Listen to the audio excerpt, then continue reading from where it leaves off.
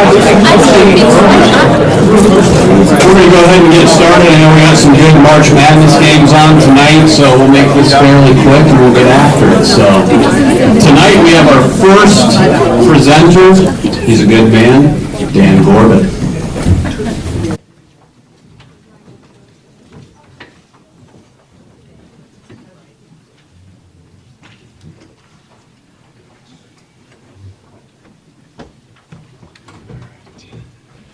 First one up, hitting lead off here.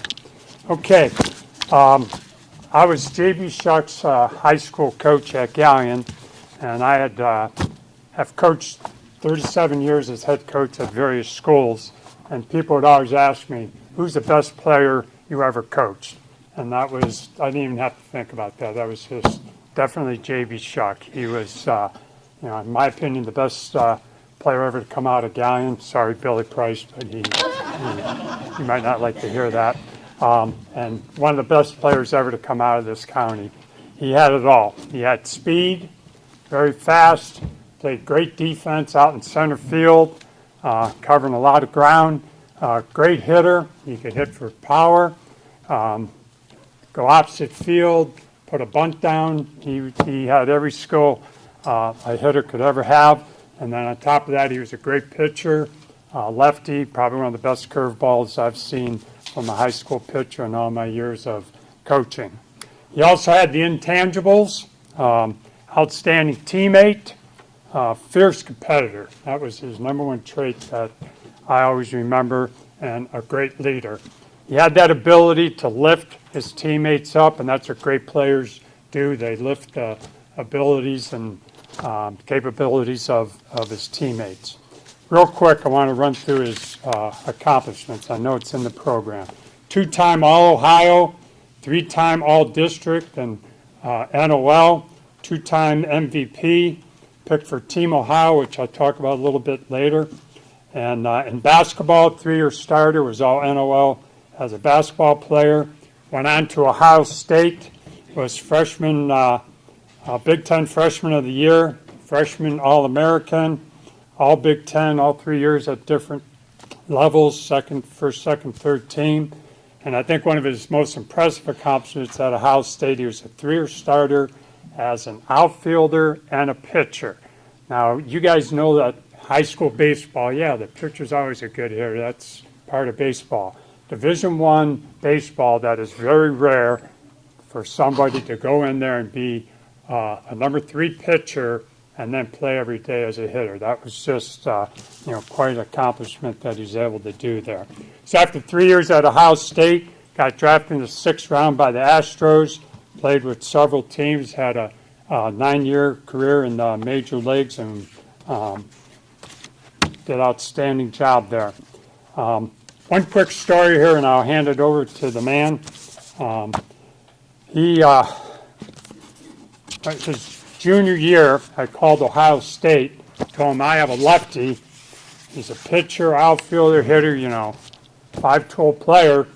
And they said, Coach, we already have a left-handed outfielder recruited, but thanks anyhow. I said, okay. Got a bunch of good offers from basically every college in Ohio. But fortunately for him, at the end of his junior year, he was selected for Team Ohio. And that was a tournament called the Sun Belt Classic in Oklahoma, where you had 12 states sent their all-star teams. So you're talking California, Florida, Georgia, Texas. Those are the top baseball states in America, and he's playing in a tournament against these guys. And I may add, he was MVP, co-MVP in that tournament with Roger Clement's son. So, to be MVP in that tournament was phenomenal.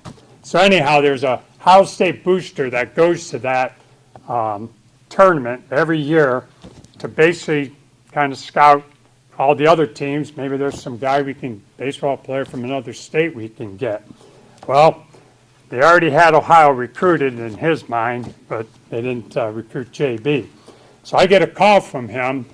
I knew him, and he wants to know everything about JB. He goes, wow, I love this kid. We got to get him at Ohio State. I said, he's tough, he hustles, and you know what? It's 100 degrees plus here, and he's the only kid that didn't complain about the heat. I mean, that's pretty phenomenal that he could do that, but he was impressed with the intangibles. He goes, he's got the skills, but I like what he's going to bring to Ohio State culture. And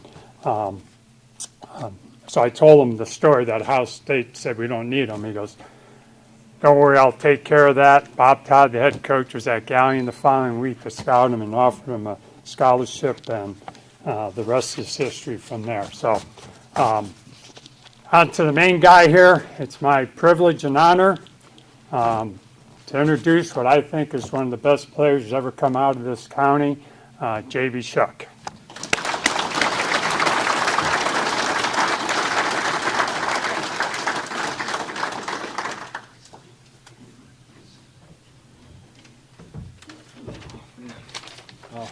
Well, thank you. I don't know if all of that's true, but we'll take your word for it.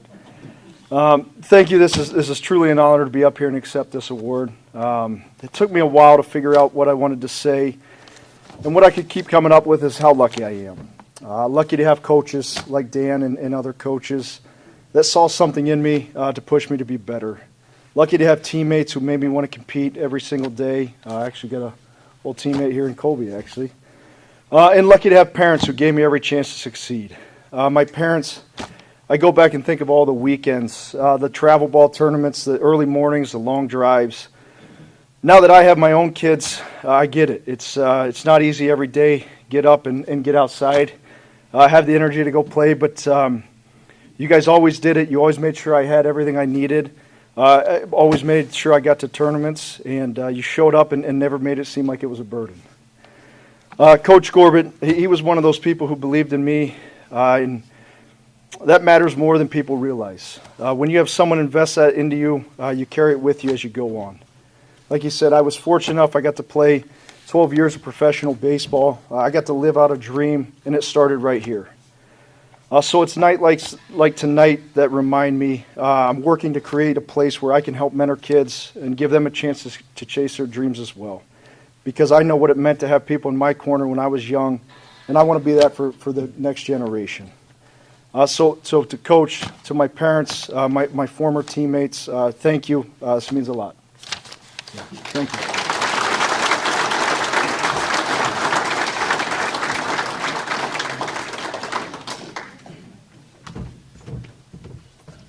I did forget to mention, if anybody needs a program, if you just put your hand up, Mr. Rawson will do it for you. If you guys need any alcohol, he'll bring it to you. So if you don't need it, we're all good. The next person we have presenting, he is a Gallion legend and a North Central Ohio legend. That would be Lee Owens.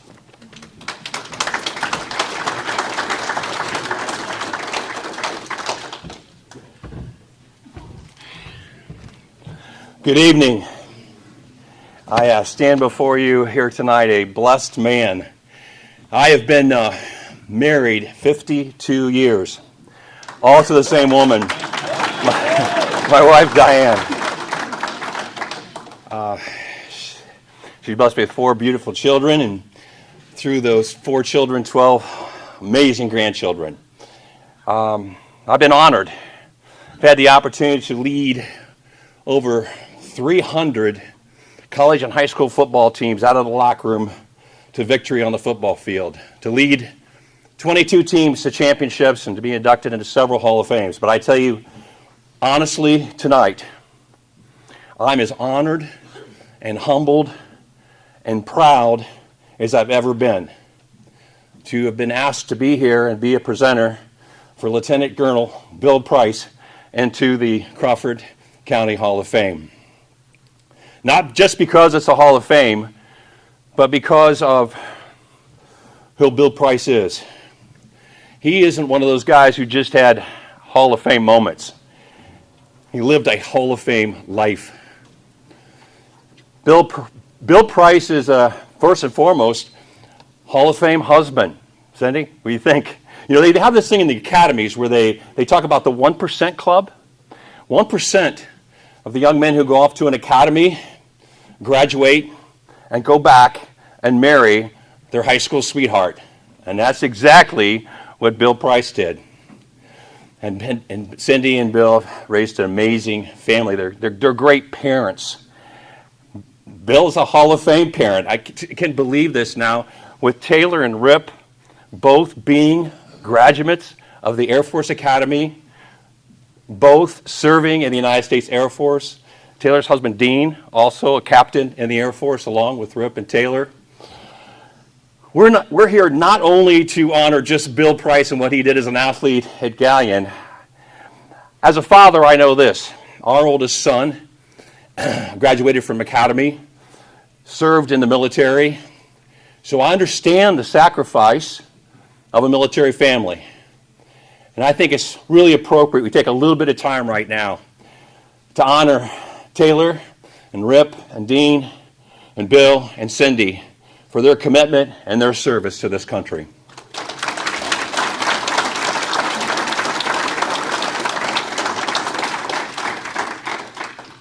Bill's always been a Hall of Fame leader.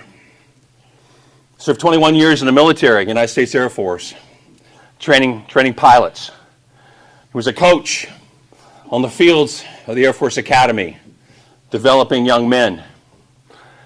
He was a player at the Air Force Academy, inspiring his teammates to a victory over Ohio State Buckeyes in the Liberty Bowl. I'll never forget that one, Bill. He's always been a leader. But the Bill Price I know is the Bill Price who grew up in Galleon, Ohio.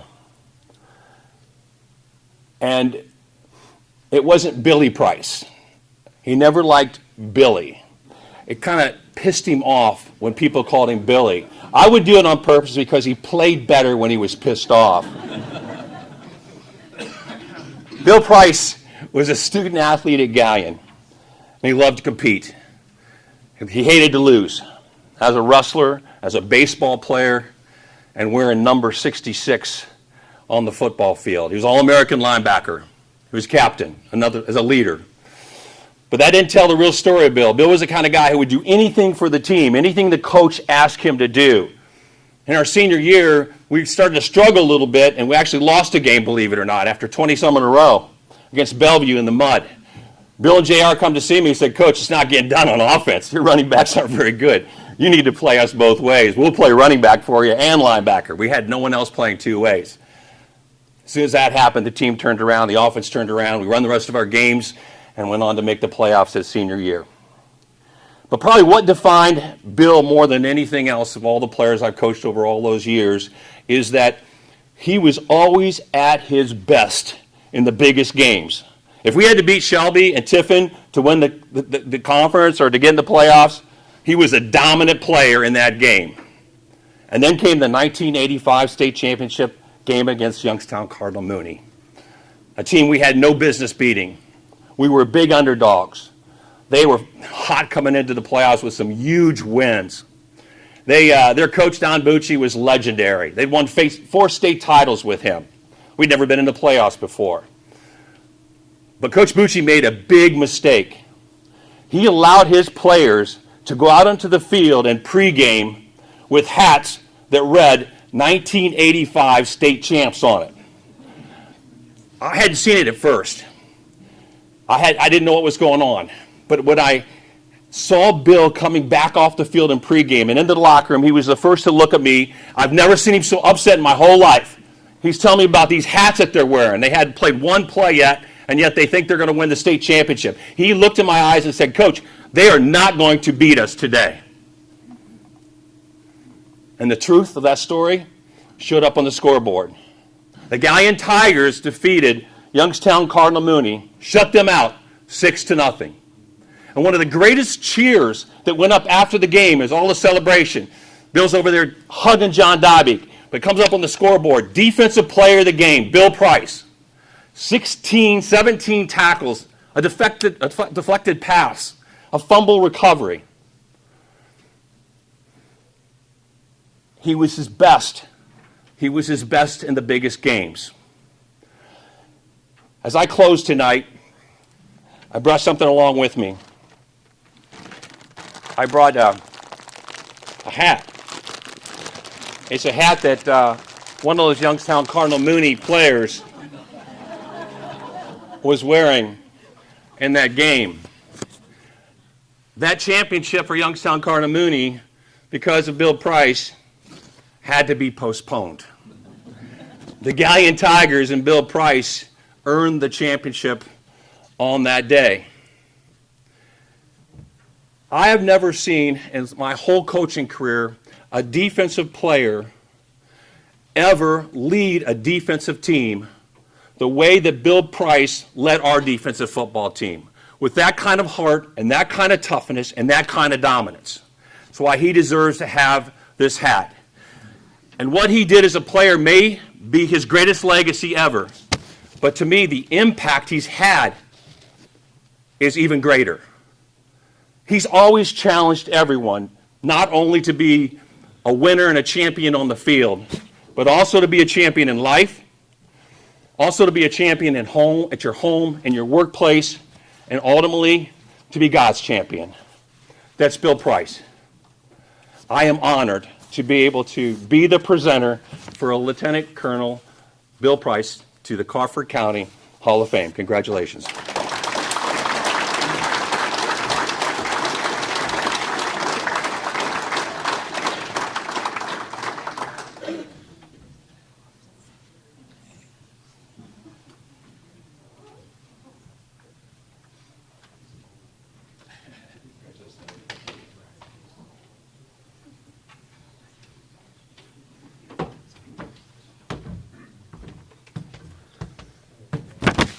I know I made a mistake. How do you follow that? Anyway, thank you very much, Coach Owens. Thank you, Diane, for being here today. Coach Lee Owens, what do you say about Coach? 266 wins? 266, right? Coincidence? I think not. He won 16 championships, 17 times selected Coach of the Year, inducted into the Ohio Football Hall of Fame. He's regarded by his peers as one of the finest collegiate coaches in Ohio history.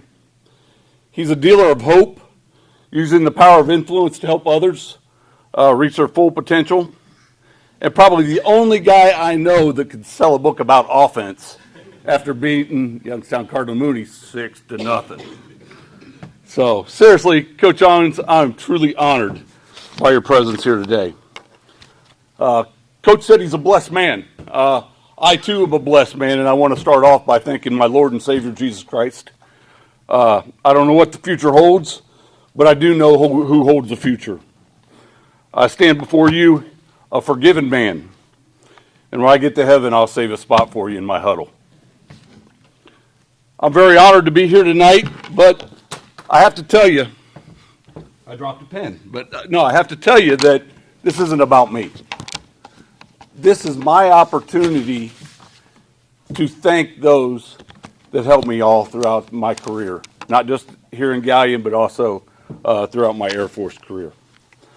My high school, or of course you know my high school football coach, my college coach was a guy by the name of Fisher DeBerry, a legend, Hall of Fame coach, great man of faith as well. He always used to say, if you see a turtle up on a fence post, you know he didn't get there by himself. I kind of feel a little bit like that turtle. I know that there were a lot of people throughout my career that lifted me up. First of all, I'd like to thank my wife. She was my girlfriend back there. You heard that from Coach. 40 years ago, we're here in Bucyrus. I take her on a date. We're in high school. And I ended up kissing her right there at the Wendy's on Charles and Sandusky. Yeah. Romantic, Billy. What's that? That's romantic. That's what I'm talking about. And then 40 years, that was 40 years ago, 34 years ago, I got down on my knee at that same stoplight and asked her to marry me. Probably the best thing I ever did in my entire life. We live in Wichita, Kansas, and I work as a pilot instructor at McConnell Air Force Base. Thank you, Cindy, for sticking with me through all this time, for the good and the bad, and for always sacrificing for the good of the family. You're truly a Proverbs 31 woman. Like I said, we live in Wichita, Kansas, and we were sitting there the other day at the dinner table, and I said, Cindy,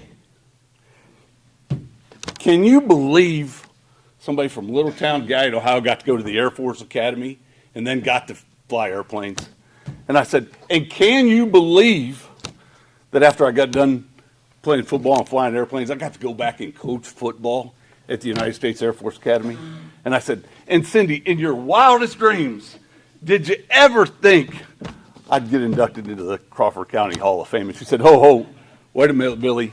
She said, I got to stop you right there. She said, you know I love you, but you had never been in my wildest dreams.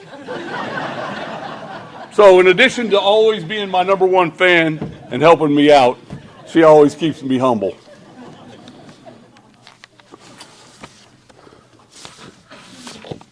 Coach already recognized my children a little bit, but our daughter Taylor and Dean are here with us tonight. Thank you so much for coming. My daughter Taylor is expecting a baby in August, so we're pretty excited about that. Our son Rip, he's an MC-130 pilot, and he couldn't be here tonight. He's off doing what C-130 pilots do for our nation. Him and his wife Caitlin have a 6-year-old baby boy, or 6 month. I said 6 years, didn't I? 6-month-year-old baby boy, and they're stationed at Albuquerque. Hi, Liam. Both of them, like I said, graduated from the Air Force Academy. They were always much smarter, more athletic, and more capable than I was. I couldn't be prouder. They're my heroes. Air power. I need to thank my mom and dad, of course. My mom was a servant leader before it was even a buzzword. She always sacrificed for the good of family, and she always put the team first. My dad was a hard-working construction worker. He always did the work of more than 3 men. He always stressed give 100% effort, always tell the truth, and never quit. I just wish they'd be here to enjoy this tonight. My mom and dad died in 2005 and 2008. Also want to thank my mother-in-law, Cleela. She's been with us no matter where we go.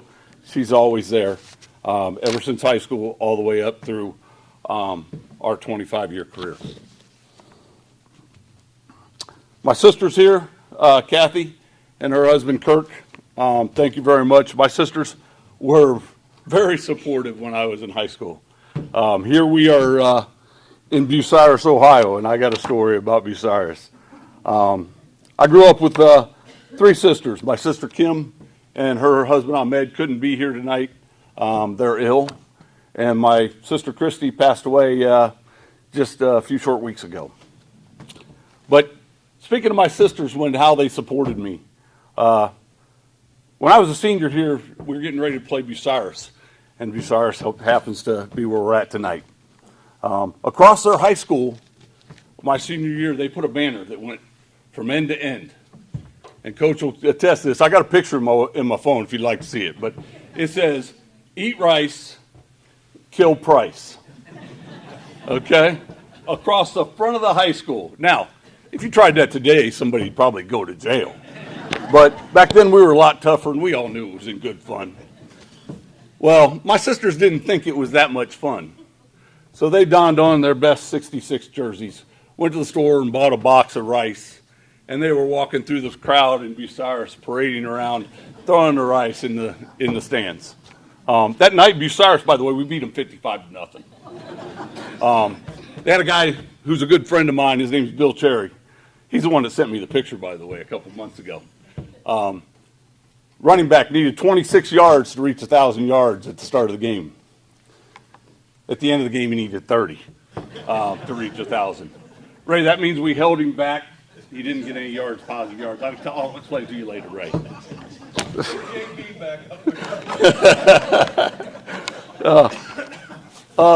Just want to recognize a couple of my brothers that are here tonight. And I said call them brothers because they're not friends, they're family. They're guys that if you need something, you don't have to call them because they're already there. They've sensed it. They've already known what you need, and they'll be there. I'm talking about guys like Nick Folkeson, Ray Tayo, Tim Peterson, and my buddy J.R. Eilish, okay, the other linebacker. JR can't be here today. He had an engagement with his company. But I hope you make sure he's here next year. Probably as an inductee. Because JR was an outstanding linebacker. And probably the only reason I was able to patrol the field and run around and make so many tackles is because the other team was trying to block him. So he deserves to be up here.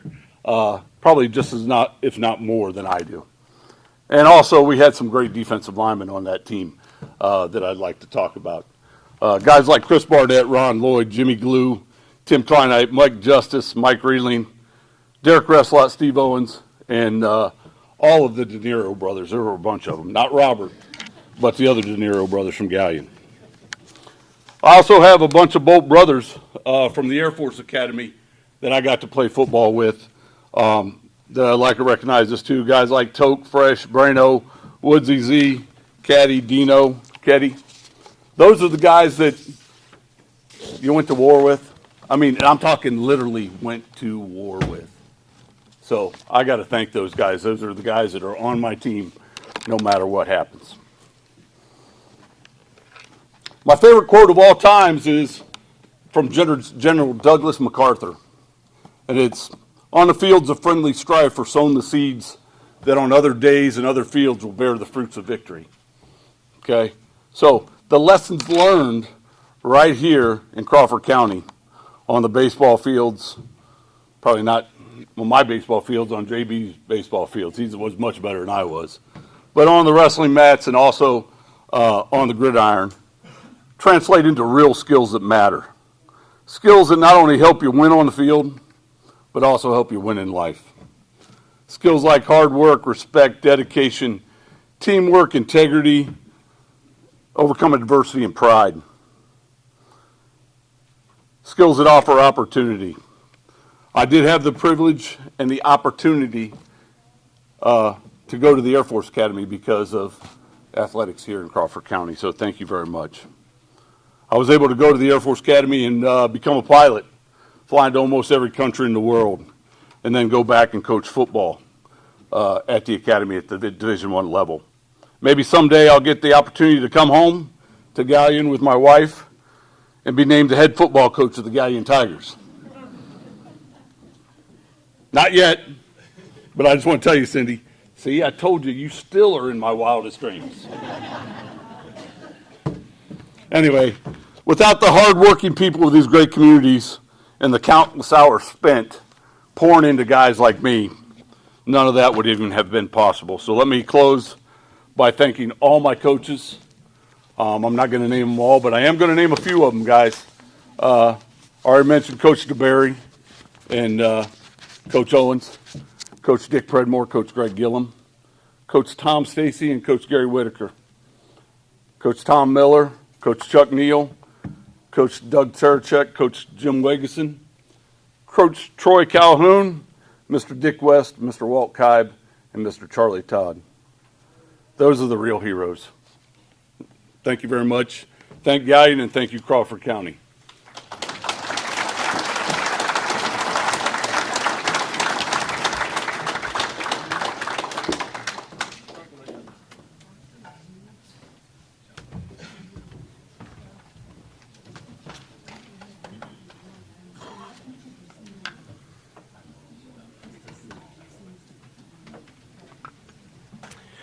All right, our next presenter, these guys are just as good as the guys that they're going to present. We have Chuck Huggins.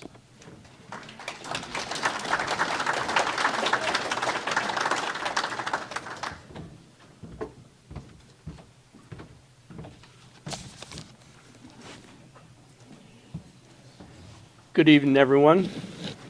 It's my sincere privilege and honor tonight to introduce you to my dear friend Heath Sager for our Crawford County Hall of Fame. I could tell you many of the stories about our epic Colonel Crawford versus Crestline and or Colonel Crawford versus Bucyrus battles we had through the years, but and how on game day he wanted to kick our butts and we wanted to kick theirs. But when the dust cleared, we would always give each other a big hug, become the best of friends again. and try to help each other in any way we could versus other opponents. I decided to go a different route tonight, and what I decided to do was I borrowed this from my good friend David Shelton, who I heard use this method one time, and with the help of Rita and Cassie and Logan, I reached out to some of Coach Sager's former players, and then some of his fellow coaches too, and I asked them to share some thoughts about Coach. And to those players that are here, even the ones that aren't, I apologize. I had to. You guys had such good responses that I had to definitely narrow down everything. But here goes. Carissa Diebler, Massey, wants you to know, Coach, one of the best qualities you taught me was how to be a leader. After my line drive facial injury, when I needed you most, like always, you came through. You helped me realize that leadership is more than performance, and I can't thank you enough for always having confidence in me and having my back. 1,000-point scorer Kelsey Ream says, Coach, you had a way of pushing us to our full potential. I definitely remember just a few of those nose-to-nose conversations that made our practices so intense. Once on Valentine's Day, we were practicing like crap, so our practice was running over, and we kept thinking, man, poor Rita. Doesn't this man want to take his sweet wife out to dinner tonight? Whether it was stopping the bus and running the Reservoir Hills after a bad scrimmage or no clock watching, your sincere dedication and love for the game made playing for you truly a successful experience. And then the third Cyrus girl I reached out to was Jo Beth Roll at Metcalf. Says, Coach, you are absolutely outstanding, but I want to thank your whole family. Young Cassie and Logan in the gym with us, remembered fondly. Logan, our announcer, and most importantly, our hype man. And Mrs. Sager, appreciate you for supporting us and holding down the fort for everyone. Coach, it was a sincere honor when you reached out a few years ago to me and asked me to be your assistant. My sincerest thank you for your positive impact on my life. Reached out to Greg Moore. Greg Moore said, great friend, great coach, and even greater person. You taught me to never leave a page unturned and to make sure to prepare, prepare, prepare. You've helped me along every stage of my career. We've been through a lot together, everything from remodeling my house to tearing down your and Rita's back porch, and then the day we thought we were going to stroke out digging fence posts in 98-degree heat. Coach, what impressed me most about you, though, is how you truly care about every player, both as players but as human beings. A great example of this was when my daughter, Michelle, came down with chronic pancreatitis her last 2 years in high school. You truly made her feel an important part of the team throughout. I sincerely thank you for everything. Then I reached out to Ron Shoemate, former Crestline head coach, and Shuey said, I learned so much from you during our 10 years together. You and we, our whole Crestline community, all believed we could make Crestline competitive and winners through hard work and discipline. From taking a 1-20 basketball team and turning it into a 21-1 team. And then the real feather in the cap was taking an 8-8 softball team in 1995 to a state championship in 2004. You brought immense pride to our community in Crestline, Coach. You definitely are one of the greats. From Carol and I and our family, to you and Rita and your family, our sincerest thank you and congratulations. Amanda Ronk Moyer, Crestline All-State shortstop. Coach, you saw potential in me before I saw it in myself. You shaped me as both a player and as a person, pushing me to be a confident leader, even when I didn't want to. For myself and many other former Crestline players, your positive impact goes far beyond the field, and I will forever credit you for the success and the resilience that I have today. Tasha Chapman Ridgway, she said, one word, start, baseline. She said, that 8-letter word haunted me in my sleep. Coach, you were the very hardest coach I ever had. From putting the trash cans in the middle of the floor during conditioning for us to barf in, to creating the very, very best basketball and softball teams in Crestline history, you are hands down the GOAT. During our playing days, we didn't always appreciate it, but now we all are so grateful for all the positives that you embedded in us. You were our coach, but second of all, you were our second dad. Sager, you deserve this honor and so much more. So much love and gratitude from the bottom of my heart, a.k.a. L-Train. Jackie Flinders from the 2004 state championship team. She just wants you to know that she knows that hands down, she's your favorite player ever. But she said to change that, she thought, well, I definitely was your favorite player to yell at. That's for darn sure, she said. And poor Rita, you were probably tired of hearing my name night after night when he came home. But seriously, Coach, you made a huge difference in my life. I wouldn't be the coach I am today without you and your steady guidance. Thank you for never giving up on me. You believed in me, and you are why I'm still coaching 20 years later. Thank you, Rita, for always welcoming me with open arms, and thank you, Cassie and Logan, for sharing your dad through the years. Coach, you are without a doubt the best coach I ever had. In closing, I don't think anything more needs to be said, as these outstanding words from players and fellow coaches are a true testament to how deserving you truly are. And that this honor doesn't only just involve you, but you understand it's a whole family, and you got a great one. Then icing on the cake tonight is for everybody here that's a member of the Hall of Fame. I want you to always just remember that it's forever. It's going to last forever for us. So with no further ado, it is my sincere honor and privilege to present my dear friend, Heath Sager.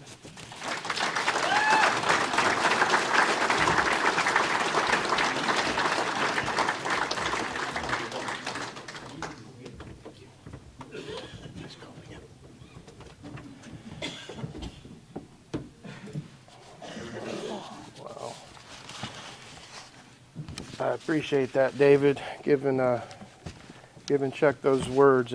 That means a lot coming from all the players. I'd like to start by thanking my family and friends for being here tonight. I got to talk to Todd, though, because B and C go before G.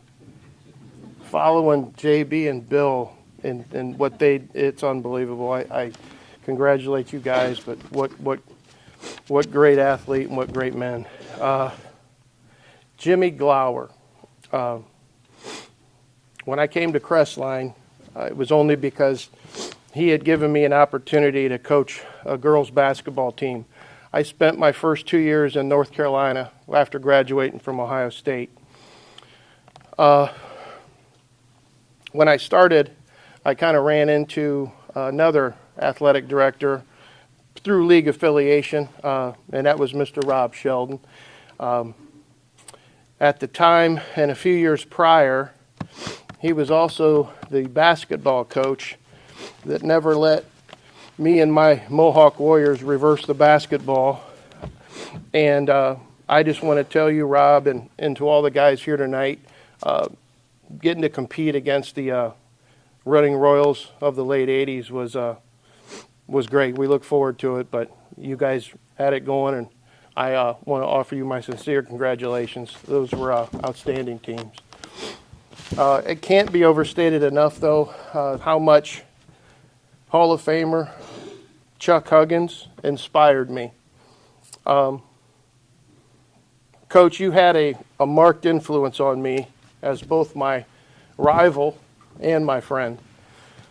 Your Colonel Crawford programs, both girls basketball and softball, especially your 1995 state championship team, played a huge role in me trying to draft my own blueprint as far as what I wanted to do with my programs. That 1995 was my first year coaching softball at Crestline.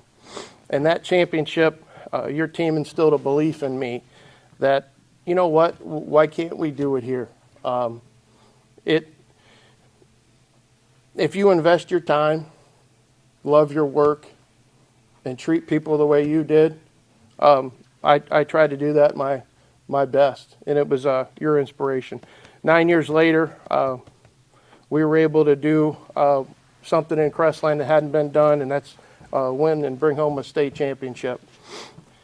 But my teaching career started in, like I said, North Carolina, 2 years, and I coached 6 seasons. I couldn't wait to get in the gym and on the fields fast enough to learn from those guys. And what I realized about myself is that although I couldn't really compete as an athlete anymore, it didn't take me long to foster relationships with those players, and especially the ones who wanted to compete in the arena. And they wanted to be in the arena, and they knew that that was something special. Teaching was going to be a fine, rewarding career, but being in the arena as a coach, I knew that's what I wanted to do. Getting the most out of my players, daily challenge. I know I was demanding, but it was the only way I knew. I felt responsible, and I held myself accountable. And I got that character trait from my dad, Larry Sager. Graduated from Columbian in 1959. Grew up pretty fast. Worked 42 straight years, punching a time clock from his 18th birthday until his 61st. And he always found time to, come home from a long shift at the plant, shoot some jumpers with us in the driveway, hit us some deep fly balls out in the backyard, maybe even join the neighborhood wiffle ball game or just be our all-time quarterback. But it was work hard, play hard. I know my friend Chad Jensen nominated me, and I understand that the former president of this Hall of Fame, Dane Kennedy, had a hand in it as well. I felt flattered, paused a little bit to reflect on the time I had coaching with both those guys.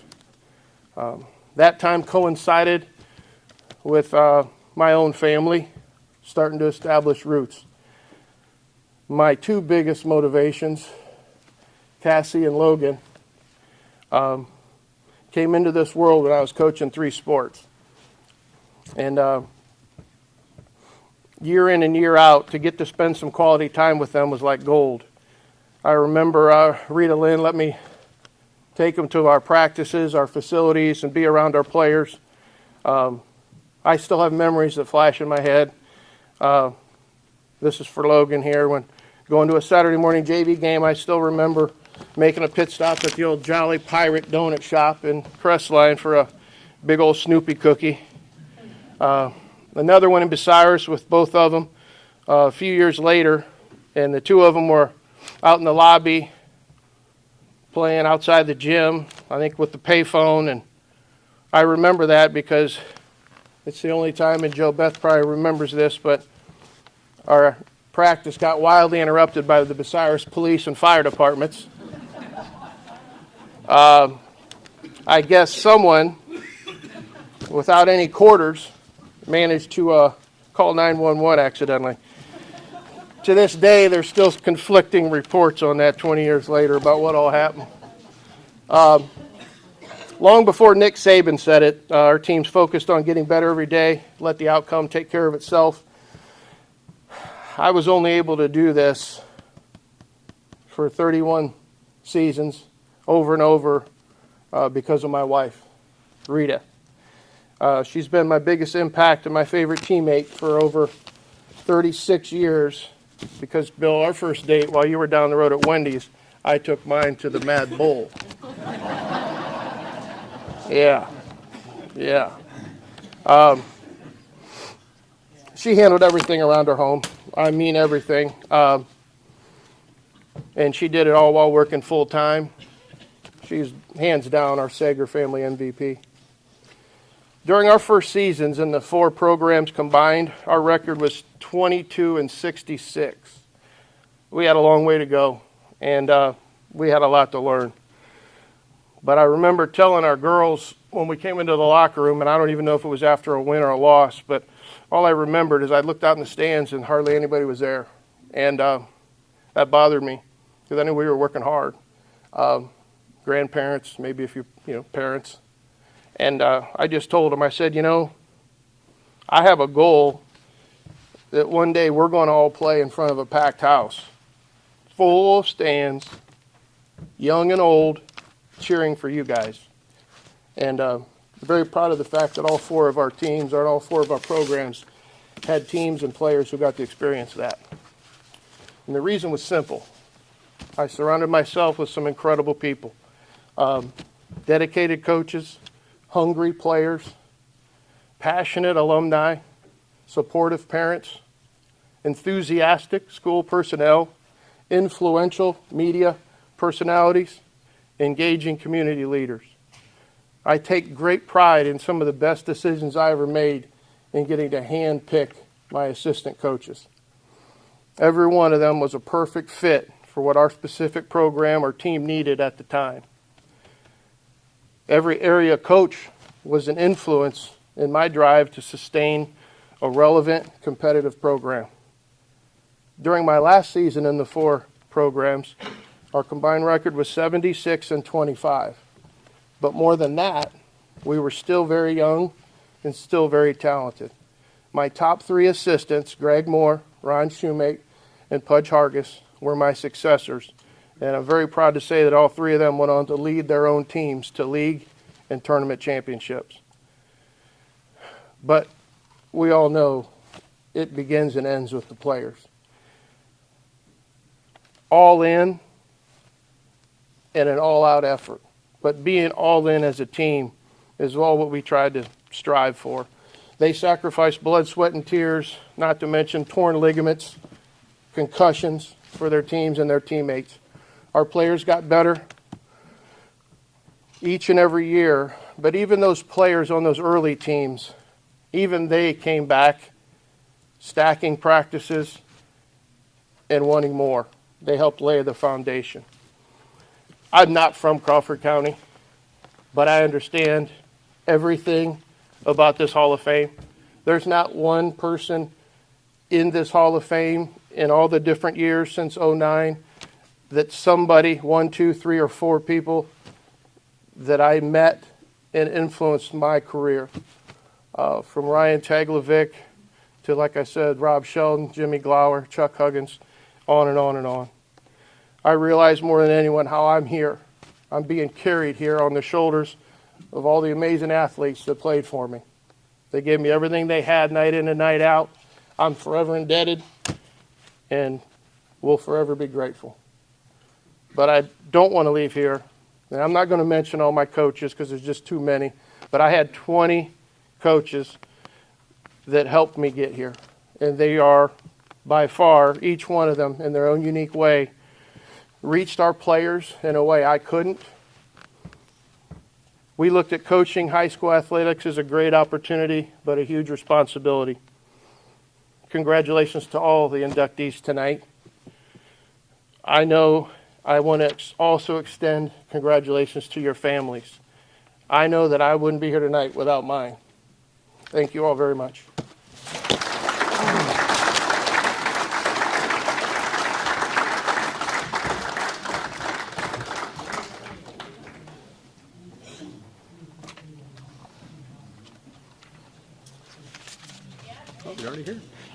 Our next whoop, that doesn't even work. Our next presenter is going to be Sarah Dean.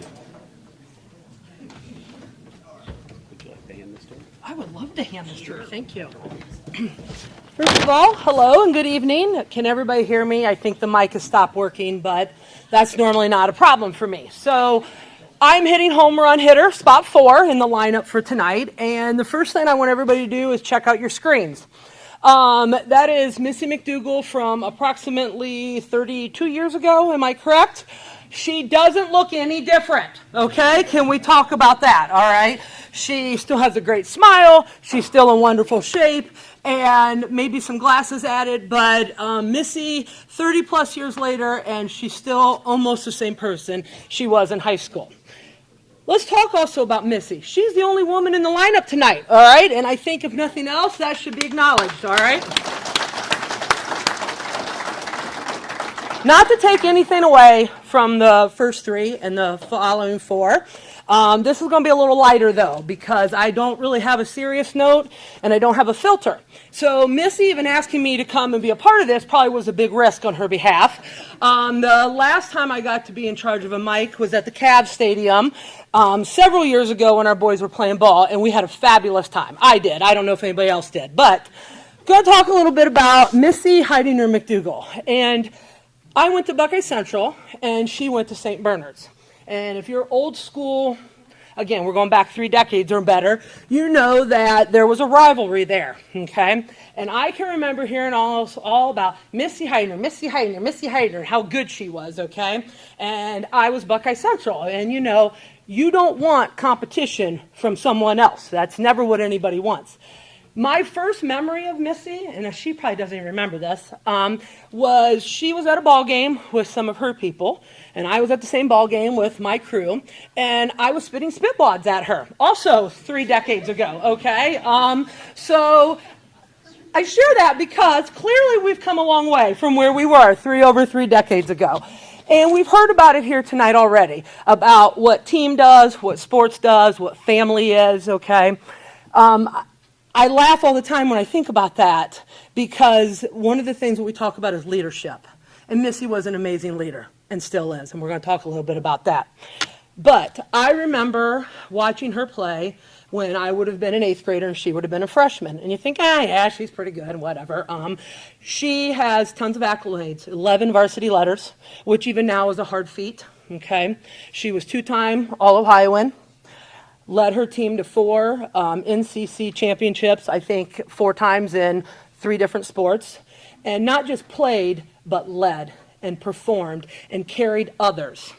When I was a junior and she was a senior, we ended up at state twice. And for those of you who've had the benefit of being at the Final Four or being at a state championship game, there's nothing like it.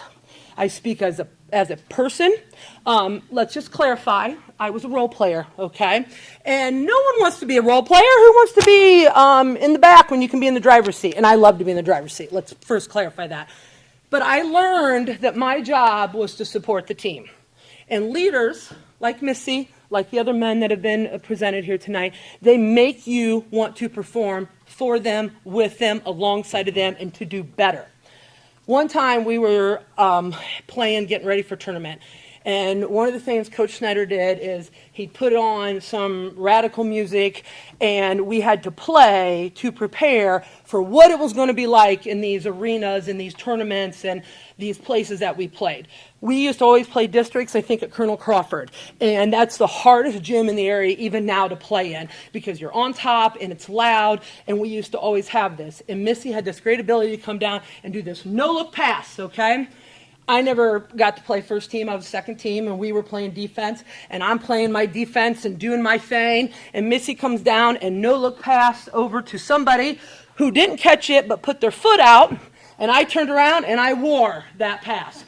Boom, right there, blood all over, you know what I mean, this and that. That was my role, not to get hit in the face, but that was my role, to be on that part of the team and to do what I needed to do so that we could get where we wanted to be as a team. Missy's senior year, we were Final Four for volleyball. Missy's senior year, we were state runner-ups.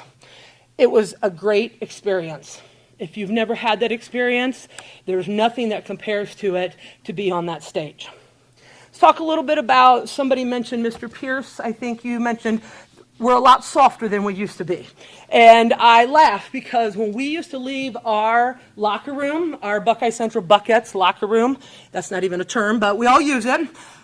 When you left the door, there was a gun with the 6 bullets in it, okay? And it says, we don't rebuild, we reload. That, again, just like your sign, would not be allowed today, okay? But it was allowed, and we all knew what it meant. Do your role. And every year we step up and we step up. And I always wanted to step up, and there were several of us who were role players, obviously. One of the reasons we stepped up is because we had a leader, and we knew what our role was. And if we followed her leadership, we would get to where we wanted to go. And we followed it, okay? Not only did we follow her, but she left and graduated, and we managed to muddle through without her and some of the other leaders, okay? But we missed her. And when Missy left us, she went on to Xavier University, where she was on the basketball team and enjoyed success there. I'm sure she would tell you, though, her role was different there than it was at Buckeye Central. But she stayed. She didn't quit. She stayed. And when she was done with that, Missy brought all her brains and experience and academic and her wonderful gifts, and she brought them back to Crawford County, where she married her husband, Scott, and they had children. And I was lucky enough that we continued our friendship, and we raised our children together. We're both got seniors that are going to graduate, and that's going to wrap up our experience of being someone's sports mom together. But I will tell you that not only did she do that, I've never coached a single person, just so we're all clear, okay? Coaching probably would not be my strong suit. Things would come out of my mouth I can never put back in, and they frown on that. So Missy, however, did. She coached T-ball. And I'll share a little T-ball story. Our youngest one is very young, and he got to play up because he had older brothers. And Missy's throwing the T-ball in. I don't know how you throw the T-ball, however you throw the T-ball. And he hit it right back, and she caught it right in her face. And he was 2 going on 3. And she said, "You're done now. You have to move up." But Missy was always willing to take on whatever the community needed. Softball, T-ball, and eventually she rolled over and became a varsity volleyball coach at Buckeye Central. And I share that because, again, Nick Saban gave a statement once he retired about it is now the wild, wild west in college sports, and I am law and order. And I think about that. When we played, it was law and order. You did what you told, you wanted to do it, and you wanted to do it well for your team, for your family, for your community, for your school, for your coach, for all the reasons. It's a little different now. Not that our kids still aren't committed, but there's a little bit different. And I think about Missy coming home and taking on this job that really no one wanted, all right? Let's be honest. Sometimes people don't want to coach anymore. It's hard. The commitment isn't always there. The parental support isn't always there either, okay? And she took it on. And Missy's law and order. If you know anything about her, there's no wild, wild west, okay? And she learned how to take on YouTube, which I don't even know how to log on to that, but YouTube and Google things and figure out how to make volleyball successful. And she was successful. She coached, I think, all the way to the regionals at least once, had district finals. That's a big deal. Also, major accomplishments. So I'm going to wrap up here and just say that. Am I doing a bad job? No. Okay. Now we're going to get batteries. I'm almost done, but now we're going to get batteries. Anyhow, but I want to summarize by saying, for 2 women who started off their friendships and lifelong commitment to parenting and community, her more community than me, but to parenting and service and caring for one another and being involved in sports. We both love sports even now. We can talk almost any kind of sport. It started off with spitballs, okay? And it ended up with the presentation of the Hall of Fame. And any Hall of Fame is a major accomplishment. It's not a local Hall of Fame, it's a county Hall of Fame. And I can't say enough about Missy Heydinger McDougal, who is a wonderful person, a wonderful parent, a wonderful daughter, sister, mother, spouse, and she was a great leader. And even now, sometimes, when I want to talk about something, I can talk to her openly. And that is what this is about. And I want to honor her and all her accomplishments because she's still doing those today as a leader in the community. So congratulations, Missy. Thank you very much.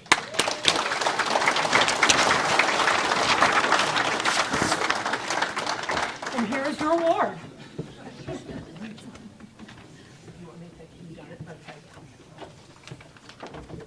I'm not quite as loud as Sarah, so hopefully you guys can hear me. Oh, there. That'd be better. Let's see here. Is it on?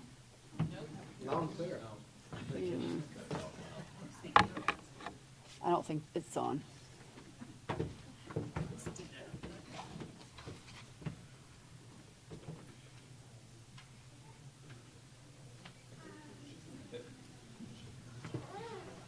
Testing. Can you hear me?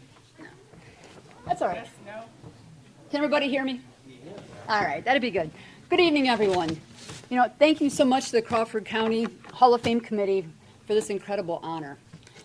To be inducted alongside some of these recipients that we've heard tonight is truly incredible. I mean, I honestly don't feel like I belong up here. Thank you, Sarah, for the introduction. I really appreciate that. Sarah was a great teammate. She's a great friend. She remembers spitballs. I remember chewed up suckers. So, I don't know. It's been a few years, but we've come a long way. I want to start tonight with some thank yous. First, my parents. I would like to thank them for everything they've done for me over the years. You know, I think tonight might be the first event that they've ever missed, but they're on a cruise, so I'll give them a pass. But they're the ones that instilled in me the hard work that it takes to be successful, not only in sports, but in life. You know, Dad worked a couple of jobs, and he always found time to come home and rebound, throw ball. He was always there to play sports. He drugged me along to the high school games when I was a little kid, and I would sit up beside him and have him explain the game to me. And I think that's what was where some of that love first started. Mom was always there. She ran around, did whatever was needed. She reluctantly let me play ball in the house, dribbling, until she would say, it's time to finish your ball handling in the basement or in the garage. I'd like to thank my younger sisters, Melody and Laura, for all their support growing up. You know, they did a lot of rebounding over the years. You know, there was a lot of bartering done when we were kids. I had to play Barbies if I wanted them to rebound for me. And let me tell you, I like playing Barbies about as much as they like rebounding basketballs. But we learned to work it out and figure a way to help each other. I do want to take a quick minute to thank all my coaches at Buckeye Central. Nancy Ockerman was my volleyball coach. Nancy led us to state my senior year. We went to regionals my sophomore year in volleyball. You know, one thing that she did for me that isn't as important, but my freshman year I played JV in volleyball. That was the one letter I didn't get. But the varsity team went to state, and she took me along. I didn't get to dress, but I was like the manager. I got to stay in the hotels, and I got to see what the experience of going to state was like. And it was special, and I knew that I wanted to experience that as a player. So I'm thankful for that. To the late Ben Lash, who was my softball coach. My freshman year, we had a phenomenal softball team. I think we won the NCC championship that year. I played my natural position of shortstop with a bunch of upperclassmen, and it was a lot of fun. The next 3 years, I had to pitch against some of Chuck's teams, and that was pretty humbling. I'm not a pitcher, And lastly, to my basketball coach. Pens, this, I'm not sure what it is. To Chuck Snyder, who was my basketball coach. One of the first things I remember, my freshman year, I walk in, I'm talking to Coach Snyder, and I said, my goal is to play Division I basketball. And I'll never forget, he looked at me and he said, you better start eating your Wheaties because you're too small to play Division I. I didn't get mad at him, but I sure did use that as extra motivation to keep working hard and grinding to try to achieve my goals.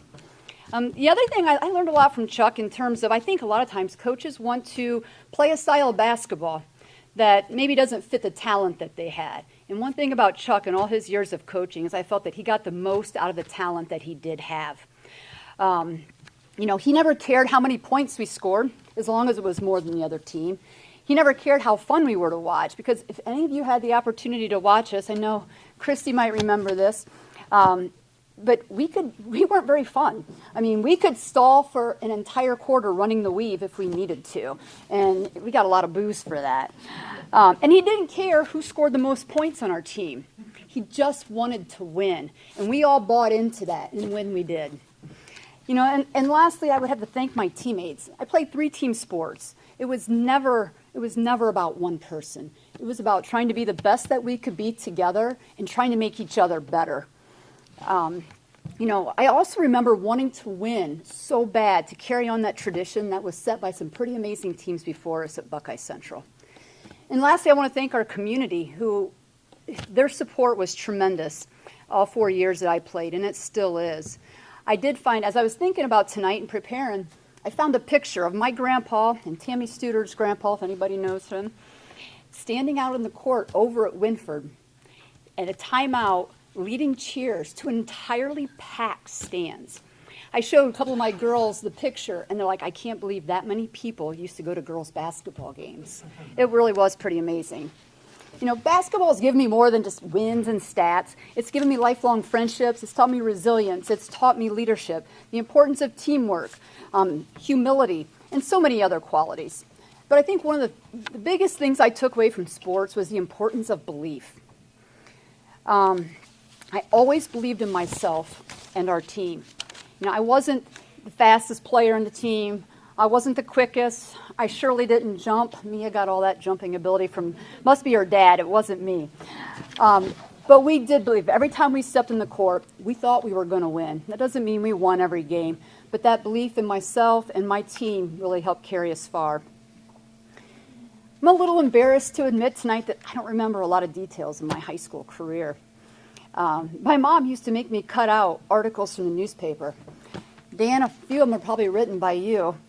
It was a pain at the time to cut them out and put them away, but I was really thankful for that. As tonight, when I started thinking about this honor, and I just didn't remember much. I was trying to find something. I dug up a few old pictures, kind of crazy. But what I do remember, I remember going to state 3 times in my high school career.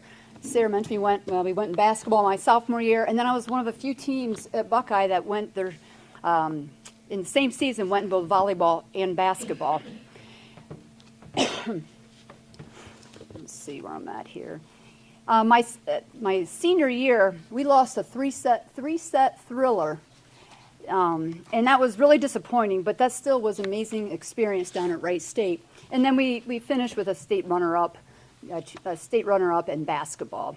But those are memories. I might not remember the particulars, but those are the memories that I'll never forget. The other memory that I have is probably having 2 of my best games against Wynford my senior year. I didn't really remember the particulars, but I found the newspaper article, so it was kind of cool. The last week of my senior year, we had to finish the season playing Wynford twice. If we won, and the reason we played them back-to-back is a snowstorm had canceled one of the previous games. But if we beat them twice, we would tie Colonel Crawford for an NCC championship.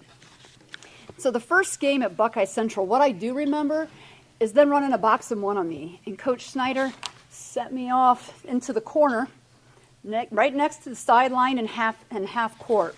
I think Heather Martin face guarding me from Wynford. And he's like, I think our 4 can beat their 4, so you just stand out there. And I did. I didn't like it, but I trusted in my teammates and I trusted in our coach. Went into halftime, I think I had 6 points, basically a non-factor. Thankfully, at halftime, we changed our strategy, and I got to play. So I wanted to take advantage of that. The newspaper article told me that I ended up with 28 points, 12 rebounds, 5 assists, and 4 steals. I was pretty shocked when I read in the paper, because I thought I just had a pretty good game. Second game, just a few days later, we're over at Wynford. I always loved their gym. Again, I remember us winning. I had a decent game, but I don't really remember the details. The newspaper article told me we ended up winning in overtime. I had 30 points with 24 in the second half. It said I scored all 14 of our team points in the 4th quarter. While reminiscing about these games and reading the articles was a lot of fun, what my memories told me is that we won. I was never focused on how many points I scored or how many rebounds or assists I had, but I did love a good assist. What I truly wanted was for our team to win and to make my teammates around me better. And that's what I hope I'm most remembered for. During my 4 years of high school basketball, we made it to 4 regional championship games. We won 2 of those, finishing as runner-up my senior year. We had an 85-19 record. To me, that's what it was all about. Earlier, I mentioned that my goal in high school was to get a full ride to play college basketball. I worked my tail off, and I'm proud to have achieved that goal.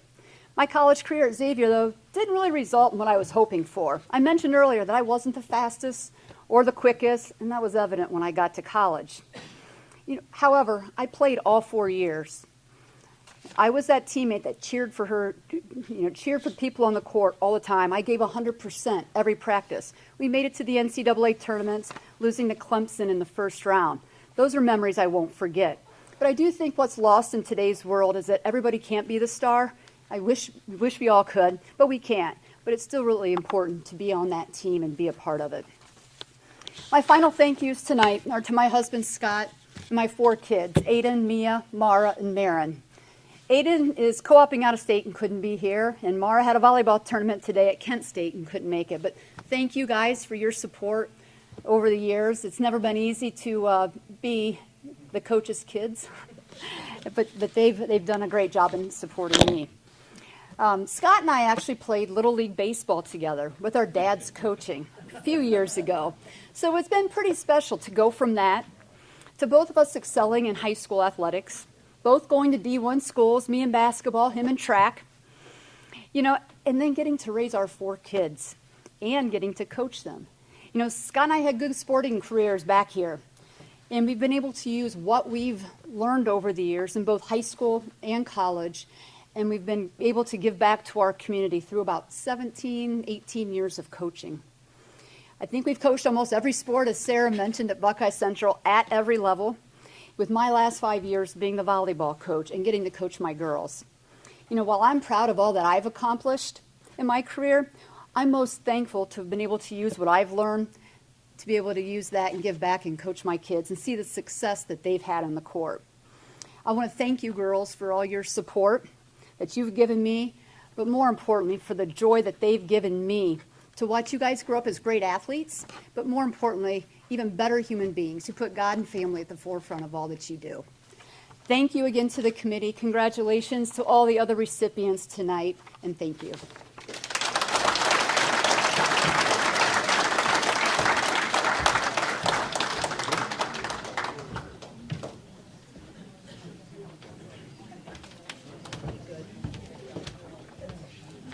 Our next presenter for this evening is going to be Greg Kibler.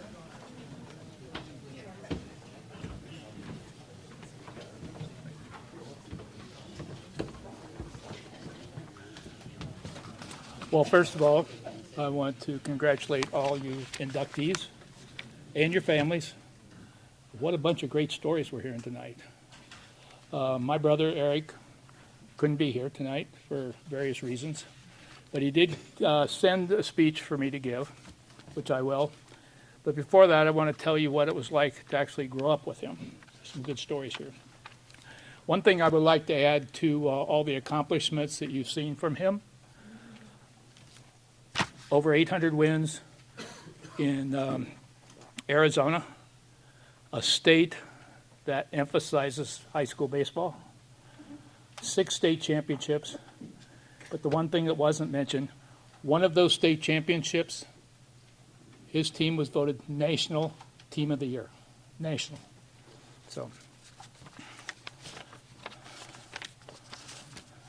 So when he retired, his assistant coach asked me to send something there because I couldn't be there.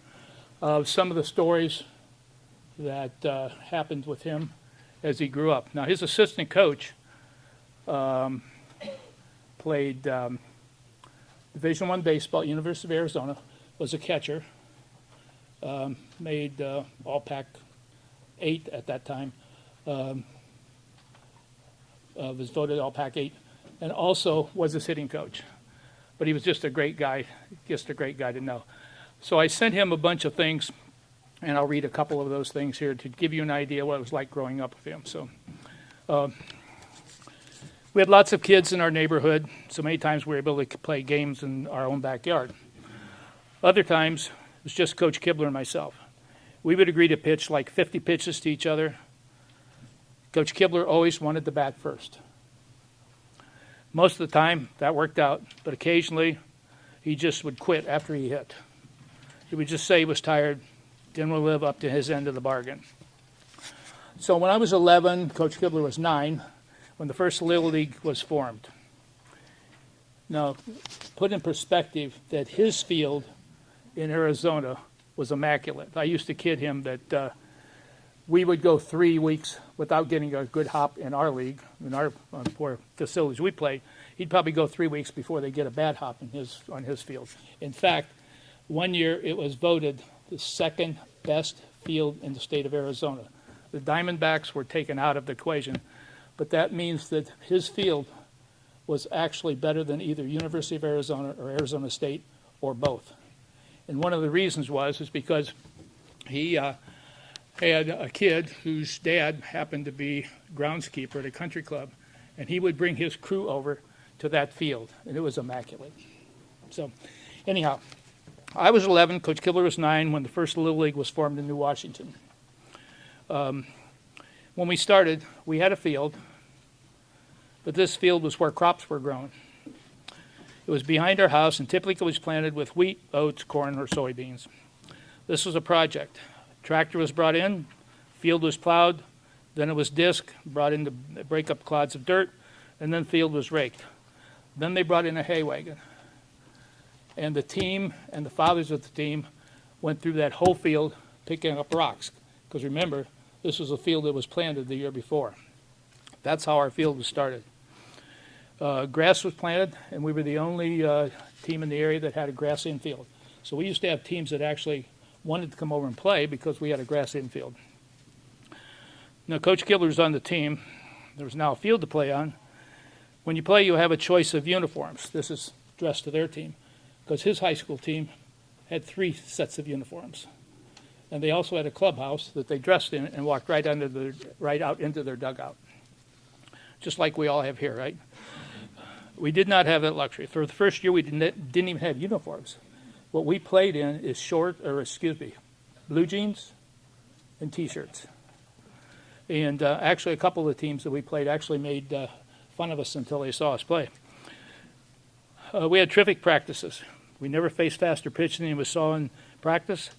Our defensive practice was spent learning every possible situation, fielding ground balls, hit as hard as we could ever face in a game. Because of this preparation, we rarely lost. Coach Kibler was on a team that would play all-star teams from area communities that were 10 or 20 times the size of New Washington. We went over and played a team from Tiffin, beat them 2-1. Their team was made up of all-stars from 8 different teams. One of the interesting things about the team was that there was never an adult in the coaching box. So our dad, which was the coach, would never get out in the coaching box. What he would do is he would put us as players out in the first and third base coaching box.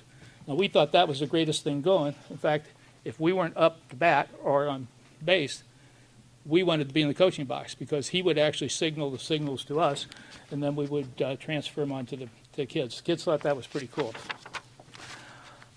So as the second season came, our team thought we were major leaguers because we got uniforms. Now we looked like a team. We thought the parents and others chipped in, but actually Dad bought those uniforms. I believe we were 28-2 that year, so we had a pretty good season. First thing about my brother was batted ninth, played right field. You get the idea. His grandfather would actually offer him a dime for every hit that he got, full well knowing he wasn't going to be going bankrupt by the end of the season. I remember playing a team from Bizarres right here. They were undefeated and had a big pitcher. He was about 5'8" and weighed about 180. Remember, this is a 12-year-old team. Biggest pitcher we saw all year, threw the hardest. He pretty well shut us down, but we managed to score 2 runs off of him, and we won 2-0. We outpitched him that day. That's not the point of this. But it wasn't Eric that pitched. He wanted to pitch. In fact, he begged his dad to pitch just about every game. Coach Dad was too smart for that. With the season being, after several hits batsmen, well, he put him in finally. We were ahead 23-0 in one game, about the 5th inning, and he finally put him in. So after a lot of hits batsmen and a lot of walks, Coach Kibler asked to be taken out of the game. Wanting this to be a life lesson, our dad went out to take him out. It looked like a merry-go-round around the bases with opposing players circling the bases. Finally, after about 11 or 12 runs, Coach Kibler's dad finally took him out. One of the things about that episode, other than the pitiful pleading of the coach to be taken out after he had not spent the whole year begging to pitch, was that we actually got one out, and it was not a strikeout. Why anybody was actually swinging at anything he was throwing that day is beyond me. I know there weren't any batters digging in the plate, and all kidding aside, Coach Kibler became a great pitching coach. I remember watching him work with pitchers to actually work with grips to maximize the amount of movement on a ball on their changeups. But I guarantee you, he wasn't telling those kids of how he did it when he was young. A couple of things that he did that was really monumental, at least I think so. They had, believe it or not, they had scouting reports on every hitter in high school that they played against. They also timed every one of their base runners, how long it took from first to second, second to third. And they also timed every pitcher from the set position to home plate and every catcher from catching the ball to second or third. So they could actually turn a walk into a double in one pitch and sometimes into a triple in two pitches because they knew they could not be thrown out. But my favorite one about what he did was when he had when he called a safety squeeze. For you people that don't know what a safety squeeze is, that means you're bunting with a man on third and he's not running until the ball's put in play. But he never gave the signal like you see most players get their signals from. How he signaled that particular play was his location in third base coaching box. So he never saw a signal coming in. So I'm going to read his speech in just a second. Very proud of my brother. His success would not have been possible without the terrific coaches he had and without the effort to learn by the players. As proud as I am with the wins, league championships, and the state championship, I'm most proud of what Coach Kibler stands for. More than just wins and championships, it's helping the individuals he has been blessed to coach to become better individuals. It's about teaching them how to be successful both on and off the field. It's teaching them that today's preparation determines tomorrow's success. That is something that each individual Coach Kibler has come into contact with can take with it in his lifetime. And this is what he said.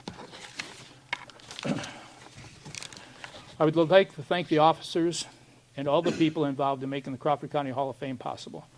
I'm truly honored to be part of the current class. I also want to congratulate the other individuals also being honored. I wish I could be there, but I recently had shoulder surgery and my grandson is playing in a high school baseball tournament this weekend. I've left my speech in the hands of my brother, which could be dangerous. So I guess I've already proved that to be true. I could not have asked for a better place to grow up in New Washington, Ohio. The people I went to high school with at Buckeye Central are still some of the best people I've ever met. They showed me what it looked like to care and love each other. That community was so supportive of the kids in athletics, and it still is. My family, mom, dad, and my brother were always so supportive and kind to me. I was full of energy that drove my mother crazy. My dad and the kids at the community built our field of dreams. He started the first Little League team in New Washington. My dad is still the most humble and loving person I've ever met. My athletic career was a lot of fun. I played basketball and baseball in high school. I was a decent player, which worked hard and was a good teammate. The good thing about not being that good is you pay attention more how the game is played. When I graduated from the Ohio State University, I decided I wanted to teach and coach. I started out at Van Wert High School. The best win I ever had was meeting my wife, Shirley. We've been married for 50 years. We moved to Phoenix, Arizona in 1978. We have 2 daughters, Jackie and Darcy. They're a big reason in helping me be a much better person. We have 7 grandchildren, which has been a true blessing. Relationships, not championships, are the best part of teaching and coaching. Everyone counts, as Jesus says in the Bible several times. I have met many great kids working with high school players and students. They bought into my Midwestern values of hard work and team first always. I learned from my parents to tell the truth and accept and learn from the consequences of your actions. In closing, when you coach kids, they do not care how much you know, but how you make them feel. After every game and practice, I would ask myself, would I want to be coached by me? It keeps you present, grateful, and humble. All those stories about him growing up are true. Batting ninth, playing right field, to what he's come and accomplished since then. Not only the 800-plus wins in Arizona, still a record, 6 championships, 1 national championship, but the things that I'm most proud of him is what he's meant to the players that has gone through his program. He's left with them the opportunity to learn from him, and there's been over hundreds of kids that have gone through that program that he's had a positive influence on the coaches, and probably a positive influence on the parents as well. I'm proud of my brother.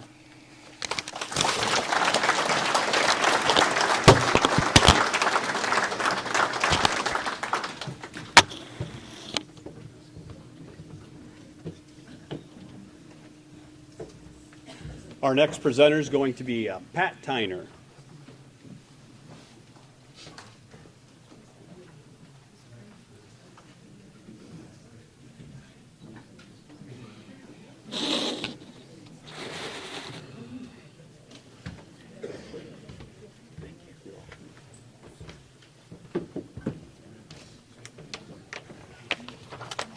I am by far not a public speaker. I just grew up a humble tender for my dad in his mortar bricklaying business, and I went on to be a machinist. But I'm going to tell you a little bit about Uncle Art. His son Tim, after he retired from Altman Hospital, moved to Arizona, so he called me up and asked me if I would speak for him since he could not be here. So I'm going to tell you a little bit about Lawrence Charles Teynor. And that's the last time you'll hear me say Lawrence, because in my whole lifetime, I never heard him called Lawrence. All the boys in the family all had nicknames, and if somebody would happen to ask who you were, who do you belong to, and I would say, my dad's name is John, and they go, I don't know any Johns, and I said, Sonny. That was his nickname. They go, oh yeah, I've known him all my life. So anyways, I'm going to tell you a little bit about Art growing up here in Bucyrus, and I'll start out now here. Art was always proud to be a Bucyrus native. That part of his life he called Bucyrus always home. He was a son of 2 immigrants. His father, George, came from Bohemia, and his mother, Mary Ann, came from Ireland. And he got his great spirituality from his mother. And he got his ability as a hard worker from his dad, because his dad was a mason also, and all the boys had to go to work. So his dad was first married to Sophie, and she had 2 sons with him. And then she passed away at a very early age, and he remarried. That's when he married Mary Ann. So he had 2 sons from his first wife, and then they had 7 sons and a daughter from his second marriage to Mary Ann. So in his teen years, he attended Bucyrus High School and participated in the football program. He did not graduate. He left high school his senior year, and he joined the Navy. And when he joined the Navy, he was the 5th son there were 5 of the brothers were all serving in World War II at the same time. So I bet, Grandma had to probably be at her end wits worrying about her boys. So he went into the Navy in 1943, and he was serving, I think at one time, where he was stationed was in Wichita. And while he was at Wichita, in that area, he went out one night, and one of the girls that was there saw him, and he was wearing his white sweater with the big Besaris letter on it. And Idell thought he was an Ohio State player. So he must have made a pretty good impression on her. But anyways, he was a gunner on board a patrolling bomber squadron, and at one time stationed in the Pacific. He at one time on Hawaii. When he finished his military commitment, he came back. He got his GED, and then he enrolled at the University of Wichita and received his bachelor's degree. And that was where he met his future wife, Idell. And they had, while they were living there, they had their 3 children, were all born in Wichita.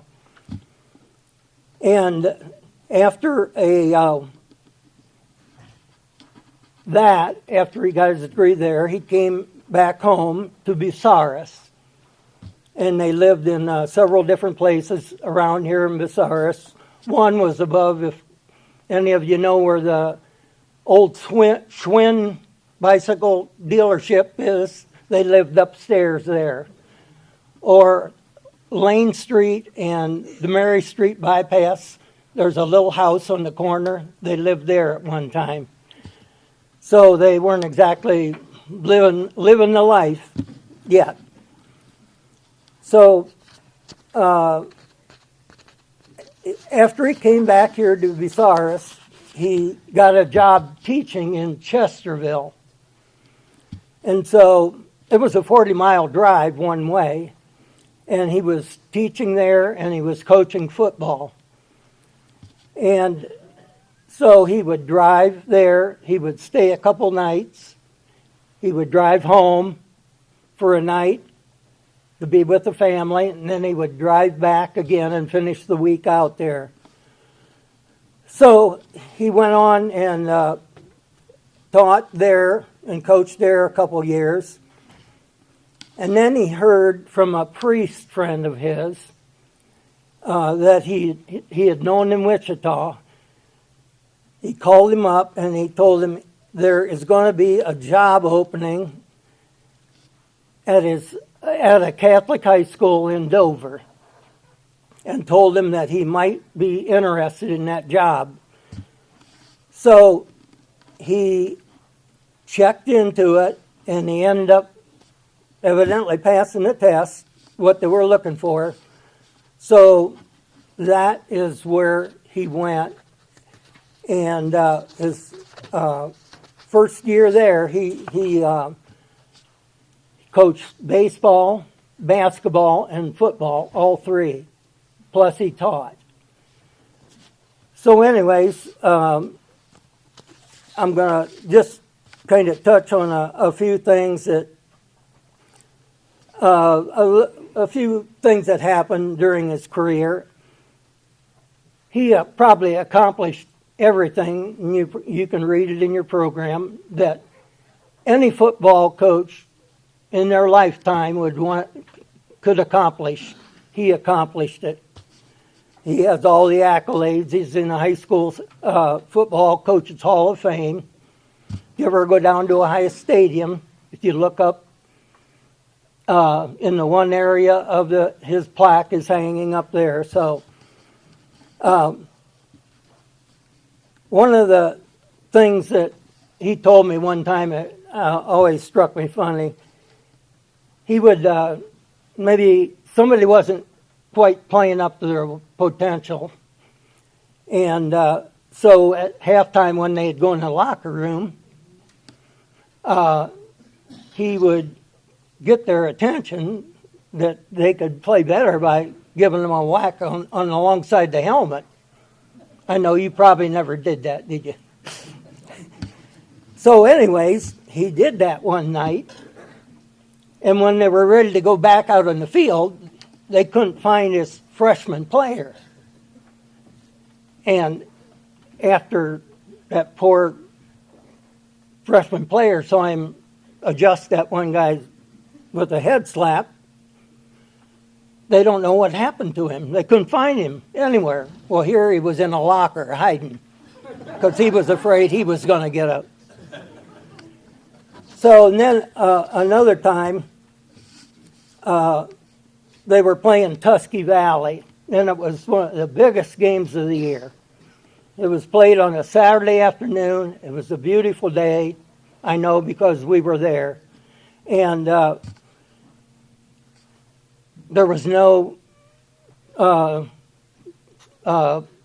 Dover St. Joe team. They're ready to start the game, and they're not there. So did they chicken out and forfeit the game or what? You know, everybody was getting pretty worried. Well, here it was time for the game to start, and here come the school bus being pulled in by some farmer's tractor. They broke down on the way there, and the farmer helped them out and got them to the game, and the game went on, and they ended up winning. One of their biggest rivals that they played was Denison St. Mary's, and they had a great rivalry. Well, in 1962, they were ready for another classic game. And St. Mary's won that game, and after the game, a fight broke out. So the two priests got together, and they decided, you know, we better give things a little time to cool off. So they didn't compete against each other for the next year. And then they decided to bring the game back. So they did. And in 1965, when they played St. Mary's, the Ramblers went on to win 54-12. And at that game, one of the St. Mary's fans lost their cool and sucker punched one of the priests. So that went into another cooling off period.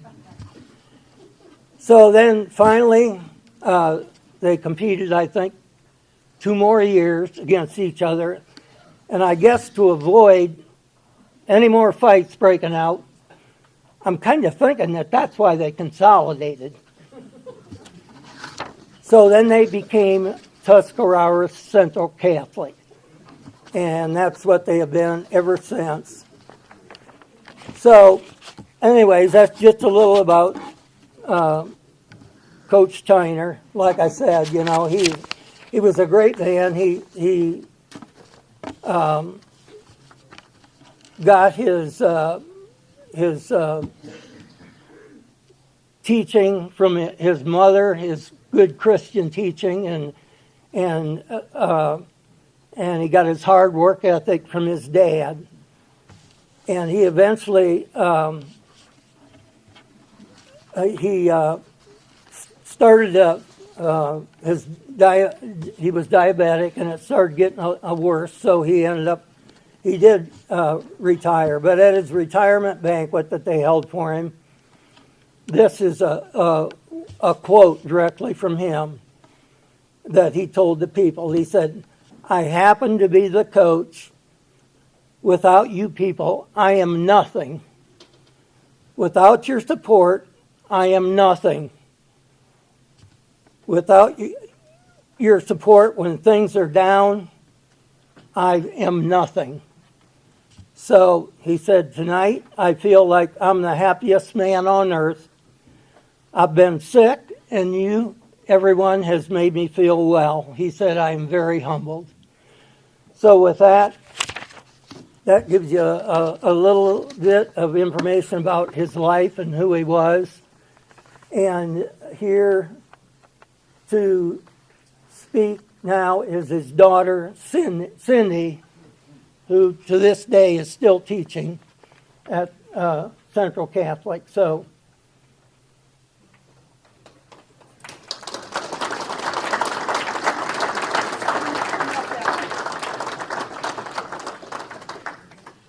okay, so my name's Cindy Teynor, and my brother and I felt that this is one of the most important things, that the many awards my dad won, this is where he learned to love football, playing for Bucyrus High School.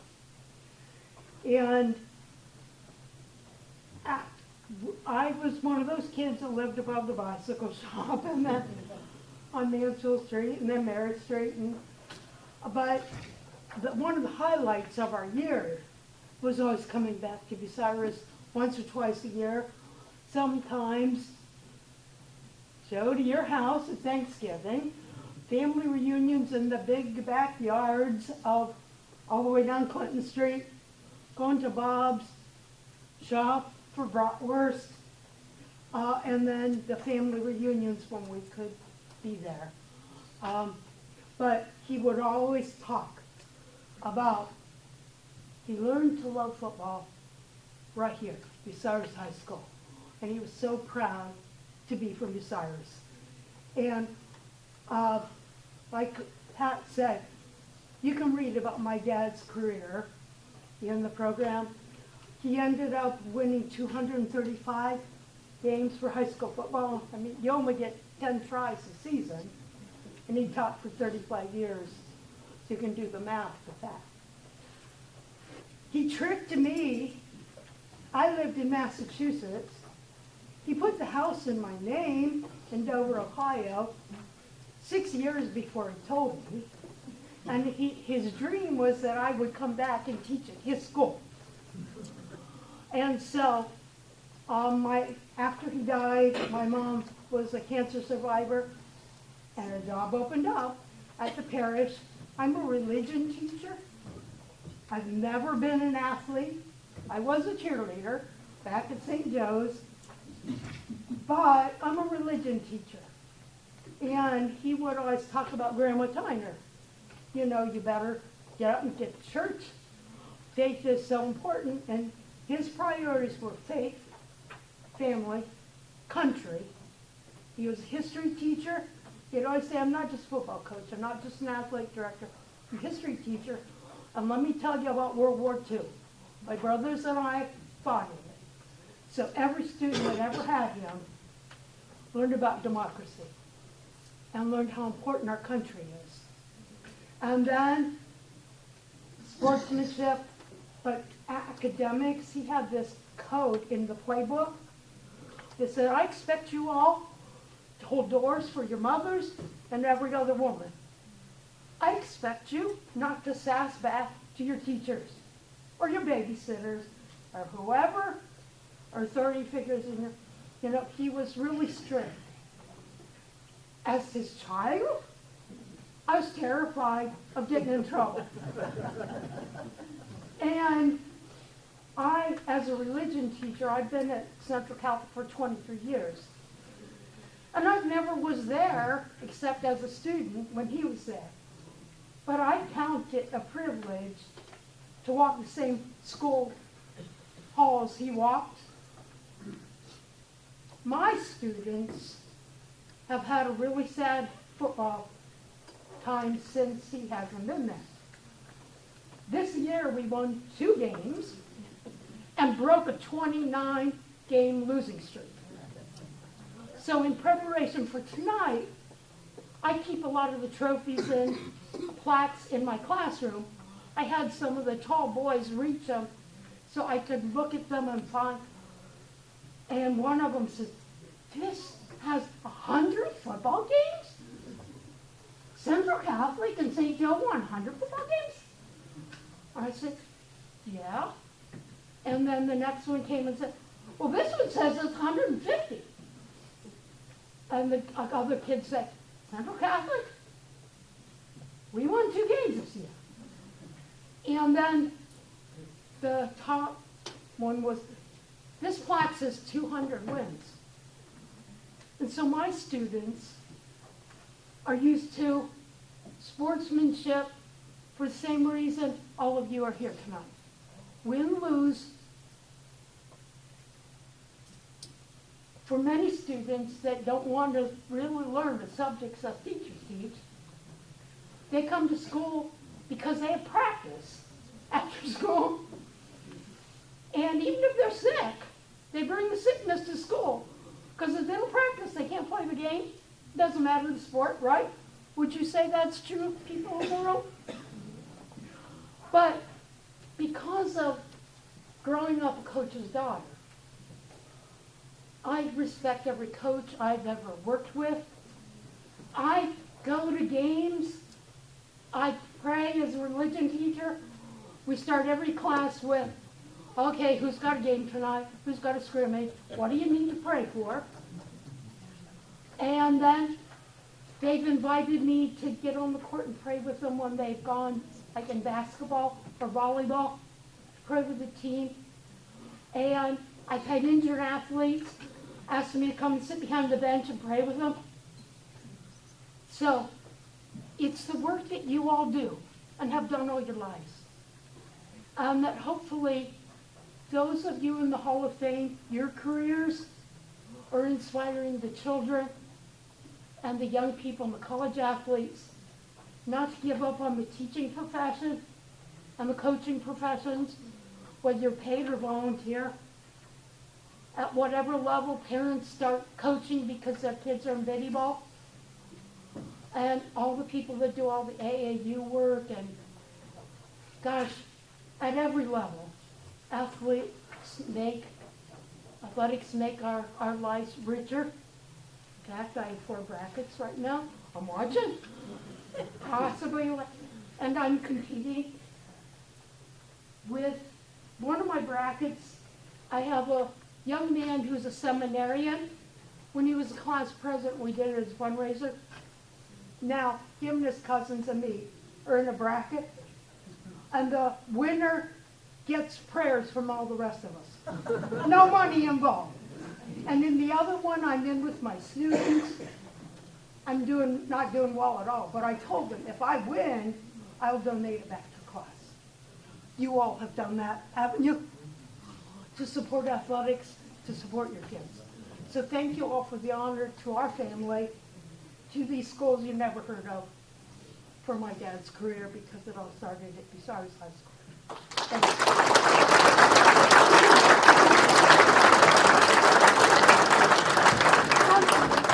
I told him I could only talk as long as my knees are pulled out. All right, I will be presenting our next inductee, Bill Elder.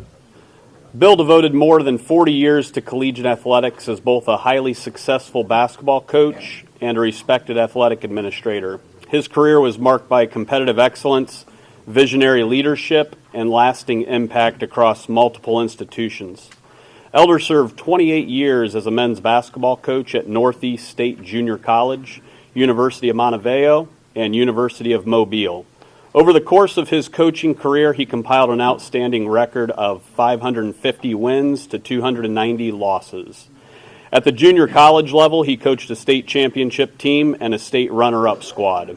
At the 4-year level, his teams qualified for the NAIA National Tournament 3 times and captured numerous conference championships, firmly establishing his programs as consistent contenders. Throughout his distinguished career, Elder received numerous local, regional, and national honors. He has been inducted into the NAIA Basketball Coaches Hall of Fame, the Montevideo Sports Hall of Fame, and the Lindsey Wilson College Athletic Hall of Fame.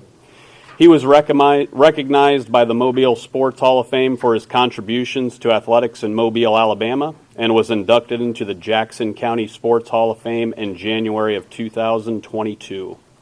Following his retirement from athletics, Elder pursued his passion for writing. He has published 2 books, All Guts and No Glory, and The Bucyrus That Was. He has also served on the board of directors for the Alabama Writers Forum, where he held the position of treasurer, and on the board of directors for the Alabama Christian Coalition. As a student athlete, Elder was a 2-year letterman in football and basketball, and a 1-year letterman in baseball at BHS, where he held the single-game basketball scoring record for a period of time and ranked as the 2nd leading scorer in school history during his era. He continued his collegiate athletic career at Samford University, earning 4 letters in basketball, 3 in tennis, and 1 in baseball. During his senior year, he received the prestigious Omicron Delta Kappa Most Outstanding Senior Athlete Award. That same year, he was the 2nd leading scorer on the basketball team and competed on a tennis squad that finished with a perfect undefeated record. Bill Elder's lifelong commitment to athletics as a player, coach, administrator, author, and leader has left an enduring legacy across the institutions and communities he has served. Bill Elder.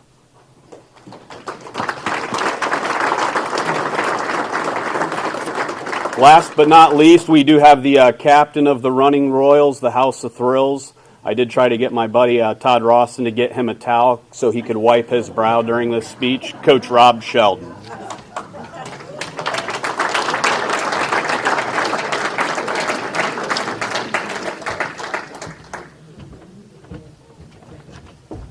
Thank you, Cope. It's very nice to be here. But once again, Carolyn puts this program out that says the inductions will be from 7 to 8. And she puts me last with 3 teams. Now, but we're going to get through this. First of all, I'd like to congratulate all of the inductees. And I would pull something out of my pocket and start talking, but I can't read a menu. I just point, and Brenda says, you just ordered a hamburger. Okay, that's okay. So I'm just going to shoot this from the top, which is kind of like the way I coached. The inductees, having Lee Owens up here, one of the greatest coaches that's ever been around, that gets paid to talk. And that's why he took 20 minutes. JB, if I had NIL money, he'd have played for me. But we didn't have NIL money. And on top of that, he never played for the Indians. So I had to pay to go watch him play against the White Sox, who I hate. All the other ducks, yeah, Heath, you couldn't reverse the court against us because you couldn't dribble with your left hand. That was pretty easy to shut you down. These 3 years, which is 37 years ago, first time I've seen some of these guys, and Missy, I'm glad I don't have to watch you play anymore. We couldn't guard you. But it's the first time I've seen these guys. And the run that we went on and the things that we did, and if I keep moving, nobody can, I'm not on video, right? So that's a good thing.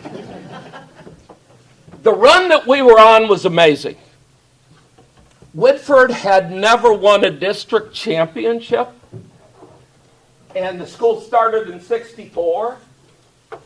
And when Don Miller, Hall of Famer, and Ron Sands on the Board of Education basically told me, we'll keep you around for a couple years, but if you don't win a district championship, you're out here.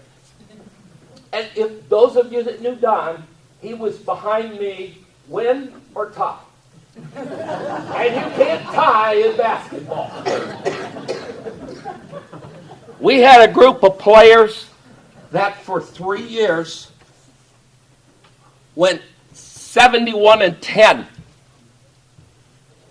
In those 3 years, we played in 20 tournament basketball games. We were A the first year that we won the district championship in 87, and then we were Division III in 88 and 89. There's no 7 divisions. Who did you beat? 7 divisions. They got to drive all over the state of Ohio to find their district tournament now.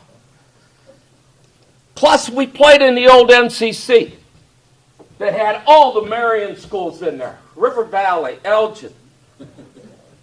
Plus, Buckeye Central was a huge game for us with the success that that school had had. And then in the non-league, we kind of stepped back so we could get a couple wins. We played Lexington.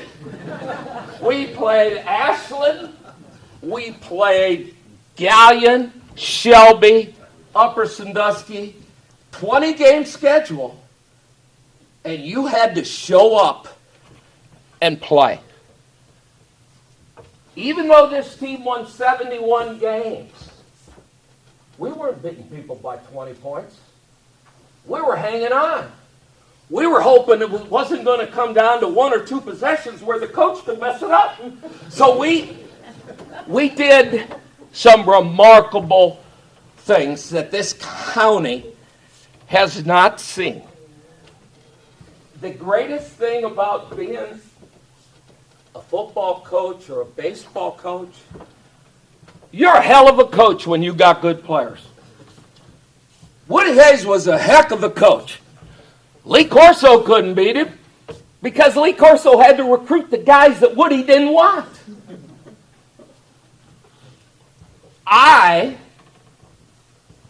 Unlike the divisions now, I knew we had it coming. You know, we had won 20 games in a row with Hartshoe and those guys. Our community, and Missy, you remember this. When you showed up for a basketball game at the House of Thrills, if you weren't there for the JV game, you didn't get a seat. They were lined up out to the football field. Playing for Wynford was a privilege. My teams pressed you from the minute you stepped into the gym until the minute you walked into the showers. Our fans knew, their fans knew, and their team knew when you come to the House of Thrills, you're going to get your butt beat. And we did that. And we did that. Fantastic group of young men. And I want my basketball team to come up front because I'm not the only one that's going to stand for 5 minutes. So I want all my guys to come up here. I want the seniors from the 87 team, 88 team, and my players on the 89 team over here. Now, we'll see if they can still figure this out. So, just grab them and set them where they're supposed to be.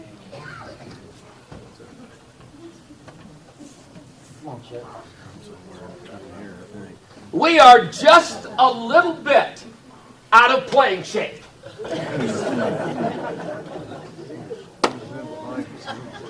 I'm coming down. Yeah, they got it messed up already. My assistant coach, 2 of them are here. Mike Shepner. Mike Shepner was probably the best teacher that we had at Wynford.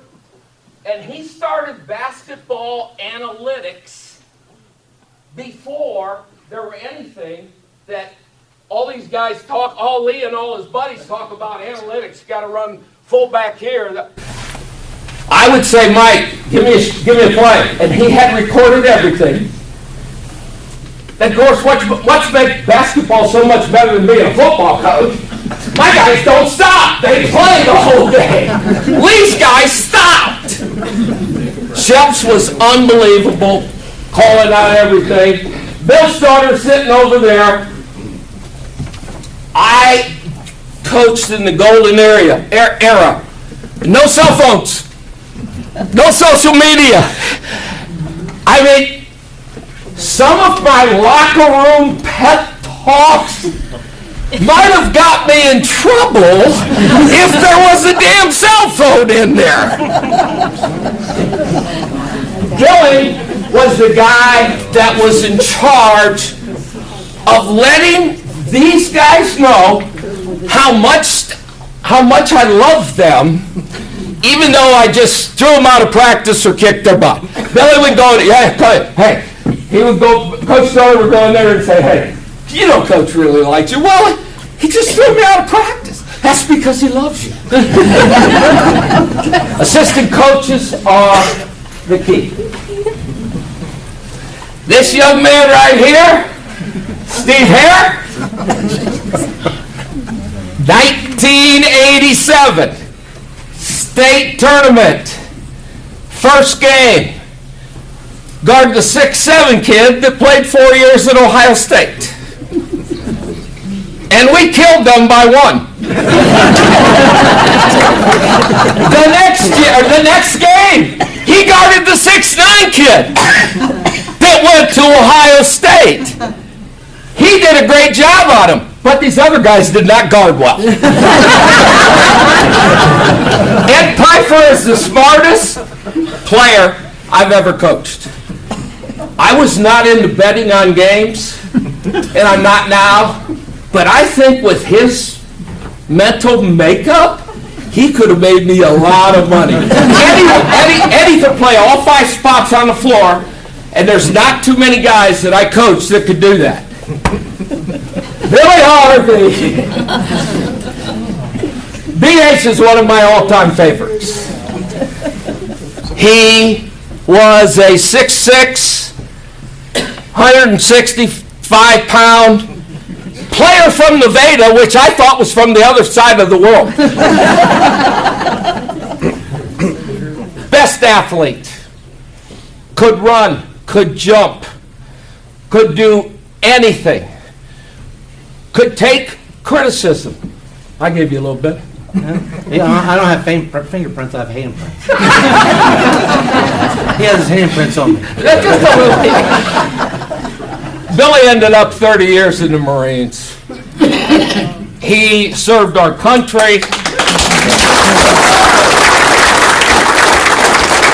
And he told me he knew he could get through boot camp after our preseason practices. Billy had the greatest pass in the history of Wynford basketball. Upper Sandusky, Ed Pfeiffer. No, state semifinals. Well, I missed shot. You didn't miss it. That was a pass. He shot a little jumper with no time left, and Gab jumped up and tip-dunked it to get us on to the next game. I thought it was passing up to the ball. All right, that's forward. Smitty was my first designated defender. And I'm glad his kids are here. Because his kids came up to me and said, hey, Coach Heldon, did he score a lot? I said, hell no, he played with Mac and Gab. He didn't get a chance to shoot the ball. This guy could guard. He made open shots. He established a role that every team from this part forward did. Great player. I got one more senior here. No? Now we go to the next class. He's hiding. Ludy's standing up front. By far, the best basketball mind I have ever been around as a coach. He could watch something going on And 2 plays later, he'd tell you exactly what they're doing, how many times they've done it, what out of bounds play that to run, was a shooter off the bench for us. But I don't have a presenter. Because if I turn this over to Ludi and Grover, we'd still be sitting here. They did a podcast with me a year ago. They called me in North Carolina. Coach, can you talk about the 80, 87 and 88 team? I said, sure. So they called me up. I'm on the air. Grover goes, Coach Sheldon's with us. 50 minutes later, I said, thanks for having me. Also went on legal degree, intelligent young man, and hopefully I never appear in his court because he had to play in my court. Yeah. Best point guard in the history of Wynford High School. 2-time All-State. Could flat out shoot it. Went to Malone. Led the country in threes. I credit him for challenging other kids on our team and in our system. And every time I play golf, he has to give me 3 shots. Hell, trophy. Post player off the bench. Now, when you hear about the post players the rest of the way out, because they played with Mac and Gebb too, they were great screeners. They had roles. They had roles, Coach. They rebounded the basketball. And I told this group right here, one of them said to me, Coach, you never passed me the ball. I said, hey, every time Mac and Gebb get it, it's a shot. Go get it. That's a pass to you. They might miss one. Go get it. Good defender, great kid. He told me I was 6'1" in school when I wasn't. I was 5'10" and a half. And I didn't know it till 3 years ago. Who gave you the mic? David took on the role of spinning. He was a defender on the 88 team. And again, he played next to Mac and Gebb. Could make the shot. Yeah, could make shots, but he guarded. He passed the ball. And he is the reason we go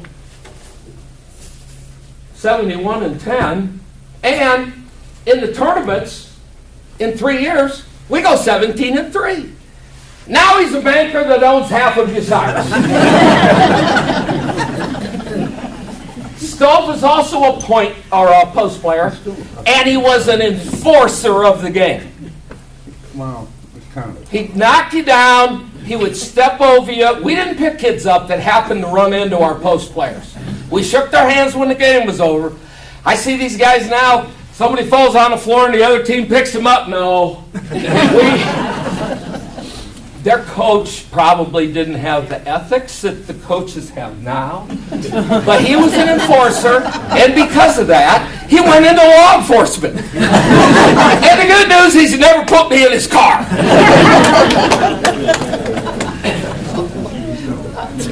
Rodney Nodlet.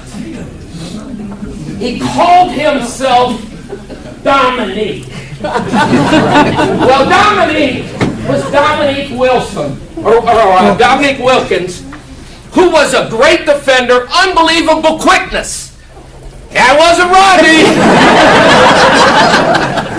But you know what? In basketball, shooting makes up for a multitude of sins. And he hit big threes in our first district to get to the regional in 87, and continued to be that shooter.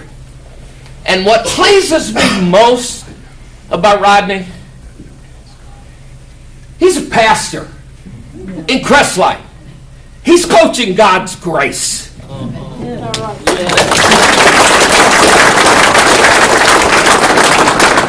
Grover is 3 pounds over his playing weight. A vicious screener. If we ran Mac or Geb off of him, we used to have a pep band up there in the really nice gym that we don't use at Wynford. And he would knock kids up in physical, could shoot the 15-foot jump shot. Now he's doing all this podcast with country music, and you knew I was Motown. Yeah. Cooler. This was my project. Somehow he showed up from a beach in California his junior year, came to an open gym, took a fadeaway 3. I happened to touch him on the chest, say, "No, we don't take those shots." He said, "Fine, I quit." Walked out. I grabbed Mike McGuire, who lived out by Cooler, and I said, "You got to get that big kid back." Cooler could score. He could finish with both hands. Just was a big, big part of our success.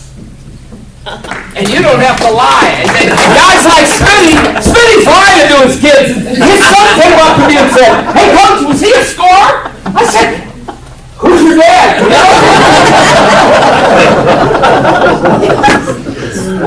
For those of you who ever saw me coach, this is Brett. He played off the bench for us. For those of you who ever saw me coach, you knew how much I loved the officials. Never argued with them. Just thought they were the big difference in our game. This young man has defied the laws of Rob Shelton. He has become one of the best officials in Central Ohio and is working NCAA games. Fantastic career. When you see him on TV, if the coach has a towel, he will not tee him. Sean played off the bench for us also. He was extremely quick, played very, very hard, started his senior year, and again, you're only as good as your 8th, 9th, and 10th guy. Because our practices were tougher than most of our games. In fact, in today's world, it might have been a little bit of child abuse, but I have the judge here that's going to cover it. I'd like to, again, thank the Hall. What a great honor. And to have a chance to see guys that you haven't seen for 37 years, and most of them were shocked that I was still alive. But thank you. It's an honor, and I thank you. God bless.